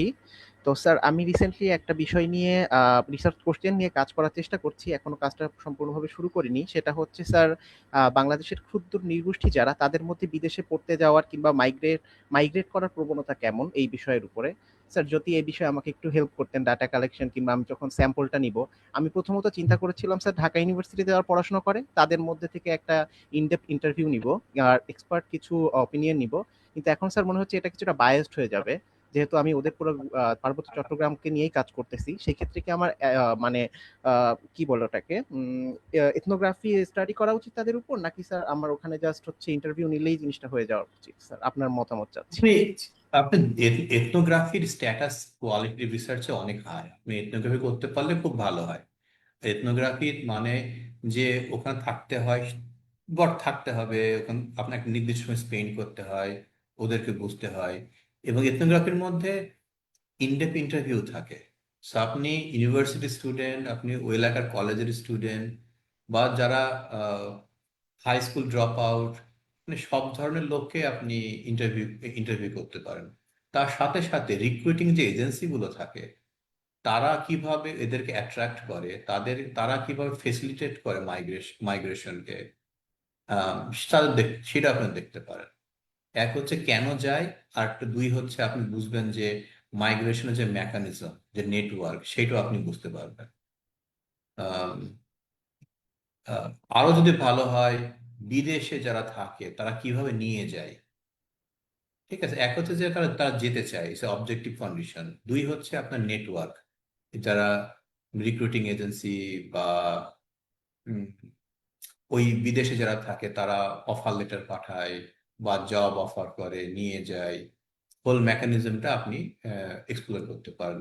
But it depends on your research question, কোন জাতীয় জিনিস আপনি এক্সপ্লোর করতে চান।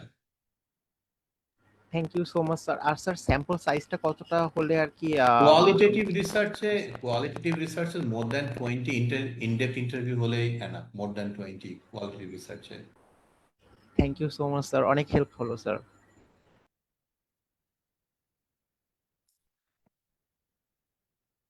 শাকিল ভাই, আর কিছু? হ্যাঁ, আমার মনে হয় আমরা তো প্রায় 10টার কাছাকাছি, এখন 6-7 মিনিট বাকি আছে 10টা। তো আমরা শেষের দিকে চলে আসতে পারি, কোনো লাস্ট কোনো কোশ্চেন থাকলে আমরা নিতে পারি। লাস্ট লাস্ট কোনো কোয়েশ্চেন? আরিফ আসনাব জি, বলেন। স্যার সরি, আমি আসলে পুরো সেশনে থাকতে পারিনি। কোনো আহ, সমস্যা নেই, কোনো সমস্যা নেই। গবেষণা কেন্দ্রে একজন ক্যাম্পাসে আছে। তো তো আমার আসলে স্যার রিসার্চ নিয়ে অনেকটাই আগ্রহ আছে এবং নিজের একটা পাবলিকেশন তৈরি করার জন্য অনেক আগ্রহী। স্যার রিসার্চের মোটামুটি ম্যানুস্ক্রিপ্ট রাইটিং থেকে শুরু করে কোয়ালিটিভ রিসার্চ, এগুলোর টুকটাক আমার ওয়ার্কশপ কমপ্লিট করছে আপনাদের নর্থ সাউথ ইউনিভার্সিটি থেকেই। আচ্ছা আচ্ছা। পাবলিক হেলথ ডিপার্টমেন্ট থেকে। হুম। স্যার আমার হচ্ছে একটা রিসার্চ টপিকের উপর আমি কাজ করতে চাচ্ছিলাম। এটা হচ্ছে যে আমাদের বিশেষ করে ভোলা ডিস্ট্রিক্টের দিকে হচ্ছে যে আমরা যেই ডিজাস্টারের মুখে পড়ে আর কি, যে বন্যা বা জলোচ্ছ্বাস বা ভারী বৃষ্টিপাতের সময় অনেক সমস্যা হয়। বিশেষ করে যারা উপকূলের দিকে থাকে তারা দেখেছে, আর বিশেষ করে হচ্ছে 0 থেকে 8 বছরের আহ ছেলে মেয়েরা বা বাচ্চারা, তাদের উপরে এটার ইফেক্টটা বেশি পড়ে। আমি ওই পপুলেশনটা নিয়ে একটু কাজ করতে চাচ্ছিলাম, যে এইখানে যে তাদের পুষ্টিগত দিক থেকে বা হেলথের দিক থেকে তারা কি কি সমস্যায় আহ সম্মুখীন হয়, এগুলো নিয়ে কাজ করার আর কি ভাবনা চিন্তা করতেছিলাম। যেহেতু অবশ্যই আমার ভালো ভালো টপিক তো, হ্যাঁ ভালো টপিক আপনি। আসলে আমি ভাবতেছি, আমি জানি অনেক সমস্যা আছে, কিন্তু এটা আমি কিভাবে স্টার্ট করব, বা এটা কি আসলে আর কি পসিবল কিনা পুষ্টি নিয়ে পুষ্টি নিয়ে অনেক লিটারেচার আছে, বাট পুষ্টি নিয়ে শুধু আপনি কোয়ালিটেটিভ দিয়ে বোধহয় হবে না। এটার আমি মিক্স আমি মেথড। খুব অল্প অল্প একটু জানি। সেটা হচ্ছে যে নিউট্রিশন ডিপেন্ড করে শুধু এনভায়রনমেন্টের না, ফুড কনজাম্পশনের উপরে না, এর মেটাবলিজম, অনেক কিছু বায়োলজিক্যাল ফ্যাক্টর থাকে তার উপরে ডিপেন্ড করে। সো আপনাকে এই জাতীয় রিসার্চ করলে আপনাকে ডিফেন্ড করতে হবে যে আমি কেন অনলি সোশ্যাল অ্যাসপেক্টস এর দিকে ফোকাস করছি। আম, কারণ নিউট্রিশন সোশ্যালি কনস্ট্রাক্টেড, ঠিক আছে, but at the same time এই অনেক বায়োলজিক্যাল ফ্যাক্টর কাজ করে, সেগুলো আপনাকে বুঝতে হবে। So it's a challenging topic but interesting topic. Sir, আর একটু বলতেছিলাম যে 0 থেকে 8 বছরের বাচ্চাদের জাস্ট হুম। ওই সময়টায় যখন হচ্ছে বন্যা বা হচ্ছে বর্ষাকাল, যেই সময়টা বেশি কবলিত আর কি, বেশি সমস্যার সম্মুখীন হয়, ওই সময়টাতে তারা কি ধরনের সমস্যার ফেস করতেছে, সেই সমস্যাগুলো আর কি তুলে আনা, ওইটাই আর কি মেইন আমার হ্যাঁ, তো রিসার্চ। সেখানে আপনি দেখবেন যে সবাই তো একরকম সমস্যা ফেস করে না। যারা আপার মিডল ক্লাস, যারা গরিব বা যারা রিচ, তারা একভাবে ফেস করে না। দ্বিতীয়ত হচ্ছে যে এখানে জেন্ডার ডাইমেনশনসও আছে যতদূর আমি জানি। কারণ খাবার যখন একটা বাড়িতে গরিব ফ্যামিলিতে মুরগি জবাই হয়, সবার আগে বাবা খায়, তারপর ছেলেগুলো খায়, তারপরে যদি থাকে মেয়েটা খায়, সবার শেষে মা খায়। সো জেন্ডার অ্যাসপেক্টসও আছে, সেগুলো আপনাকে মাথায় নিতে হবে। সো আপনি লিটারেচার পড়েন অ্যান্ড দেন ফিল্ডে যান, সেটাই আমি বলবো। বাট ইটস এ আচ্ছা, গুড টপিক। জি স্যার, আপনার থেকে আমার হচ্ছে জাস্ট একটু যে উৎসাহ না, যে আসলে কি এটা আমি পসিবল কিনা আসলে। পসিবল, অবশ্যই পসিবল। এবং এ ডিপেন্ড করে আপনি কতখানি প্যাশনেট। জি স্যার। আপনি যদি আপনি যদি মাঝখানে হারাই ফেলেন যে না আমার আর পাচ্ছি না, তাহলে হয় না। যারা প্যাশনেট, রিয়েলি নতুন কিছু বের করতে চায়, তাদের জন্য দিনরাত খাটে, দিনরাত পড়াশোনা করে, ফিল্ডে গিয়ে পড়ে থাকে। it depends on you, but it's possible. G sir. Sir, আমি হচ্ছে যেহেতু নিজে একজন ডাটা কালেকশন রিসার্চ অ্যাসিস্ট্যান্ট হিসেবে কাজ করা হয়েছে অনেক জায়গায়, তো হুম নিজেই আহ, সাথে আরো কয়েকজনকে অ্যাড করব ভাবতেছি, যেহেতু হুম একা হুম। করাটা অনেক ক্ষেত্রে আহ, আর কি সম্ভব দ্যাটস হয় এ না। Good idea, that's a good idea. একা স্যার যদি কঠিন হয়ে যায়। হুম। জি স্যার, আমি হচ্ছে ডাটা থেকে শুরু করে নিজে সবকিছু করব এখন। তারপর হচ্ছে আমার আর কি কিভাবে আগানো উচিত, সেই ক্ষেত্রে যদি একটু বলতেন। আপনি প্রচুর লিটারেচার পড়েন, ডিবেট গুলো আগে বোঝেন। জি স্যার। ডিবেট গুলো বুঝে ওখান থেকে লিটারেচার গ্যাপ বের করেন, সেই গ্যাপ থেকে কোশ্চিন বের করেন, সেই কোশ্চিন নিয়ে মাঠে যান।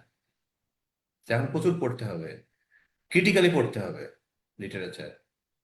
যে জি এই স্যার। লিটারেচার এই বলছে, কোনটা বলছে না, আর এক লিটারেচার এই বলছে, কোনটা বলছে না, গ্যাপ গুলো আইডেন্টিফাই করেন। সেই গ্যাপ ধরে ধরে কোশ্চেন বানান, রিসার্চ গোলস তৈরি করেন, অ্যান্ড দেন তারপর ফিল্ডে যান। এটা হচ্ছে kind of sir, normal process research topic develop করার। হ্যাঁ স্যার, আমি হচ্ছে জি পেপার জি হচ্ছে খোলার জি, পরে ধন্যবাদ। আমরা আমরা শেষের দিকে চলে আসছি হাসনাত, আমরা যদি একটু র্যাপ আপ করি আর কি। আর আমরা নেক্সট আপনি সেশনে আপনি আসেন, কথা বলবো নি, হ্যাঁ? নেক্সট সেশনে আমরা হোপফুলি জি নেক্সট মান্থের একটা সময় আমরা একটা সেশন করবো। হ্যাঁ জি শাকিল ভাই। জি, থ্যাংক ইউ। জি জি স্যার, জি। ধন্যবাদ। আসসালামু আলাইকুম। আহ, আমরা প্রায় শেষের দিকে চলে আসছি। আমরা খুবই গ্রেটফুল যে ডক্টর সবুর নিজে উপস্থাপন করলেন যে পরবর্তী একটা সেশনে উনি থাকতে চান। এটা সো নাইস অফ হিম। এবং আমরা এটা চেষ্টা করব আগামী আহ, কোনো একটা সুবিধাজনক সময়ে ডাটা কালেকশন এবং কিভাবে আহ, এই ফিল্ড ডাটা কালেকশন করা যায় সেই সমস্ত বিষয় নিয়ে কথা বলার জন্য। আপনারা এটা জানেন যে নীতি গবেষণা কেন্দ্র একটা থিঙ্ক ট্যাঙ্ক এবং আহ, এই ধরনের প্রোগ্রামগুলো প্রায় মানে আয়োজন করে থাকে। আম, এবং আমরা খুবই গ্রেটফুল যে ডক্টর সবুর আজকে আহ, একটা বক্তৃতার মধ্যে দিয়ে কোয়ালিটি রিসার্চ নিয়ে যে বিভিন্ন ডাইমেনশন আছে সেগুলো নিয়ে কথা বললেন। আমাদের নীতি গবেষণা কেন্দ্রের যে বোর্ডের মেম্বার, রিসার্চ অ্যাসিস্ট্যান্ট এবং আমাদের সহকর্মীদের তার পাশাপাশি আহ, আমাদের নীতি গবেষণা কেন্দ্রের ক্যাম্পাস অ্যাম্বাসেডর আছে। বিভিন্ন ক্যাম্পাসে আমরা বেশ কয়জন অ্যাম্বাসেডর পেয়েছি। তারা এখানে ওই ইউনিভার্সিটিতে অর্গানাইজ করবে যারা রিসার্চ আগ্রহী তাদেরকে নিয়ে। আহ, আহ, তাদেরকে আমি কৃতজ্ঞতা প্রকাশ করছি তাদের আজকে অংশগ্রহণ করার জন্য, এবং অন্যান্য অংশগ্রহণকারী যারা আজকে উপস্থিত ছিলেন তারা অংশগ্রহণ করে অ্যাক্টিভলি পার্টিসিপেট করেছেন, তাদের প্রতি কৃতজ্ঞতা প্রকাশ করছি। এবং আপনারা এটা জানেন যে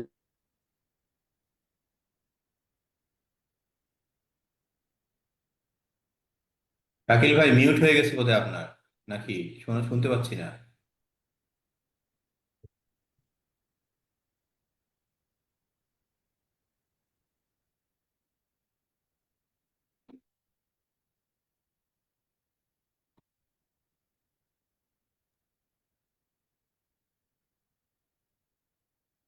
মনে হয় মিউট হয়ে গেছেন নাকি শাকিল ভাই আপনি বোধহয় মিউট হয়ে ডিসকানেক্টেড। গেছেন, শাকিল ভাই। আপনার নেটওয়ার্কের সমস্যা বোধহয়, শাকিল ভাই। এই ফাঁকে কি একটা কথা বলতে পারি কাইন্ডলি, যদি জি জি জি অনুমতি জি জি থাকে?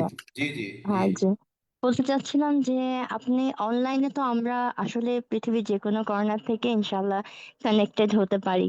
সেই ক্ষেত্রে কি আমরা আশা করতে পারি যে এটা কমপ্লিটলি মানে 1 মান্থ না হয়ে আরেকটু কনভিনিয়েন্টলি আরেকটু কাছাকাছি সময়ের মধ্যে আমরা আপনাকে পাবো দ্বিতীয় সেশনটার জন্য, তো দ্যাট আমরা যে কাজগুলো করছি সেগুলো আমরা একটা হ্যাঁ স্পিডের হ্যাঁ মধ্যে বুঝছি। থাকতে পারি, কিংবা একটা আরো আমি এনকারেজড থাকতে পারি। আমি আমার ফিল্ড রিসার্চের জন্য কোরিয়ায় যাব কালকে। আমি আসবো 5 তারিখে। তো আমার মনে হয় না 15 তারিখের আগে সম্ভব হবে। সামনের মাসের 15 তারিখের পরে কোন একটা সময় এর মধ্যে সাউন্ডস আমি, গ্রেট। আর হচ্ছে আমার সেমিস্টার শুরু হয়ে যাবে, এখানে পড়ানোরও আমার একটা কমিটমেন্ট আছে। সো ওই রকম সামনের মাসের মাঝামাঝি বা একটু একটু পরে কোন একটা সময়। কারণ আপনাদের এত ইন্টারেস্টিং টপিকে আপনারা কাজ করেন, এই কোশ্চিন গুলো আমাকেও ভাবায়। So, আমিও শিখি অনেকটা। শুনে ভালো লাগলো। হ্যাঁ আমিও শিখি, আমি আমার স্টুডেন্টদের কাছে সবসময় শিখি। মানে আসলে সবাই আপনাদের আমরা কাছে শিখছি তো। হ্যাঁ আমরা সবাই শিখি, সবাই সবার কাছ থেকে। কারণ আমি একটা জেনারেশনের, আপনারা আর একটা জেনারেশনের, আমার নর্থ সাউথ স্টুডেন্ট আর একটা জেনারেশনের। সো আমি অলওয়েজ শিখি। উম, আমার তো ও হ্যাঁ, চলে শাকিল ভাই চলে আসছে। শাকিল ভাই এসছেন? হ্যাঁ, আমি এই বিচ্ছিন্ন হয়ে গিয়েছিলাম। আমি শিওর যে আপনি এর মধ্যে কন্টিনিউ করে গেছেন আর কি। হ্যাঁ একটু তো কন্টিনিউ করছি, জি। ওকে, থ্যাংক ইউ ভেরি মাচ। আমরা ফর্মালি শেষ করি, হ্যাঁ, আমাদের আলোচনাটা। হ্যাঁ হোপফুলি শাকিল ভাই আহ, আহ, সামনের মাসে ওই একটা সময় একটা আপনাকে ইয়ে দেব, রেস্ট অর্ধেকটা, বাকি অর্ধেকটা আলোচনা করব। Please please. বাট তো আপনাদের সবাইকে অনেক ধন্যবাদ। এত এত স্টুডেন্ট এট এ টাইম আমি কখনো এত বড় অডিয়েন্সের সামনে কথা বলিনি। সো আমার জন্য ইটস নিউ এক্সপিরিয়েন্স, এবং খুব ভালো ভালো টপিক নিয়ে কাজ করে, তাদের কোশ্চেনও আমাকে অনেক এনরিচ করছে। জি জি, থ্যাংক ইউ ভেরি মাচ। এবং আমাদের একটা বড় কাজের একটা হচ্ছে এই যে একটা রিসার্চ কালচার তৈরি করা সবার মাঝখানে, বিশেষ করে হ্যাঁ হ্যাঁ হ্যাঁ স্টুডেন্ট ইয়াং রিসার্চার, তাদেরকে আমরা উৎসাহিত করব এবং আমরা সবসময় ওপেন। তাদের কোনো সমস্যা থাকলে আমাদের কাছে আসবে। আমরা হুম চেষ্টা হুম করবো তাদের এটা আমাদের হুম প্যাশন, রিসার্চ করা, রিসার্চ শেখানো ইত্যাদি। Please feel free to contact us. Thank you Shakil তো ভাই, দেখা হবে। থ্যাংক সবাই ভালো ইউ, থাকবেন। সবাইকে অসংখ্য ধন্যবাদ। তাহলে আমি এটা শেষ করছি আজকে। শেষ করে দেন শাকিল ভাই, হ্যাঁ ঠিক আছে। ওকে, থ্যাংক ইউ আমি গাইস। আবার thank bag you tag so much. গুছাবো, কালকে বাইরে যাব তো ব্যাগ ট্যাগ গুছাবো এখন। ভালো থাকেন ওকে, শাকিল ভাই। ওকে। থ্যাংক আল্লাহ ইউ। হাফেজ। Thank you for everything.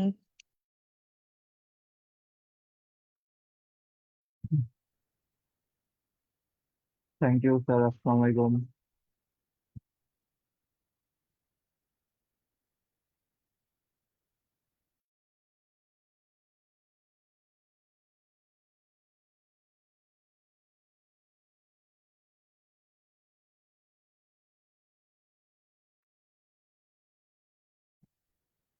তো আমাদের ট্রেনিংটা এখানে শেষ। তো সবার জন্য শুভকামনা। সবাই ভালো থাকবেন, নেক্সট সেশনে আবার দেখা হবে। এবং আপনাদের সাথে মেইলে আমরা একটা অ্যাসেসমেন্ট ফর্ম দিয়ে দিব, সেখানে আপনারা অ্যাসাইনমেন্ট জমা দিলে তারপরে আমরা আপনাদেরকে সার্টিফাইড করবো আজকে কোর্সে জয়েন হওয়ার জন্য। সবাই ভালো থাকবেন, আল্লাহ হাফেজ, সালাম আলাইকুম।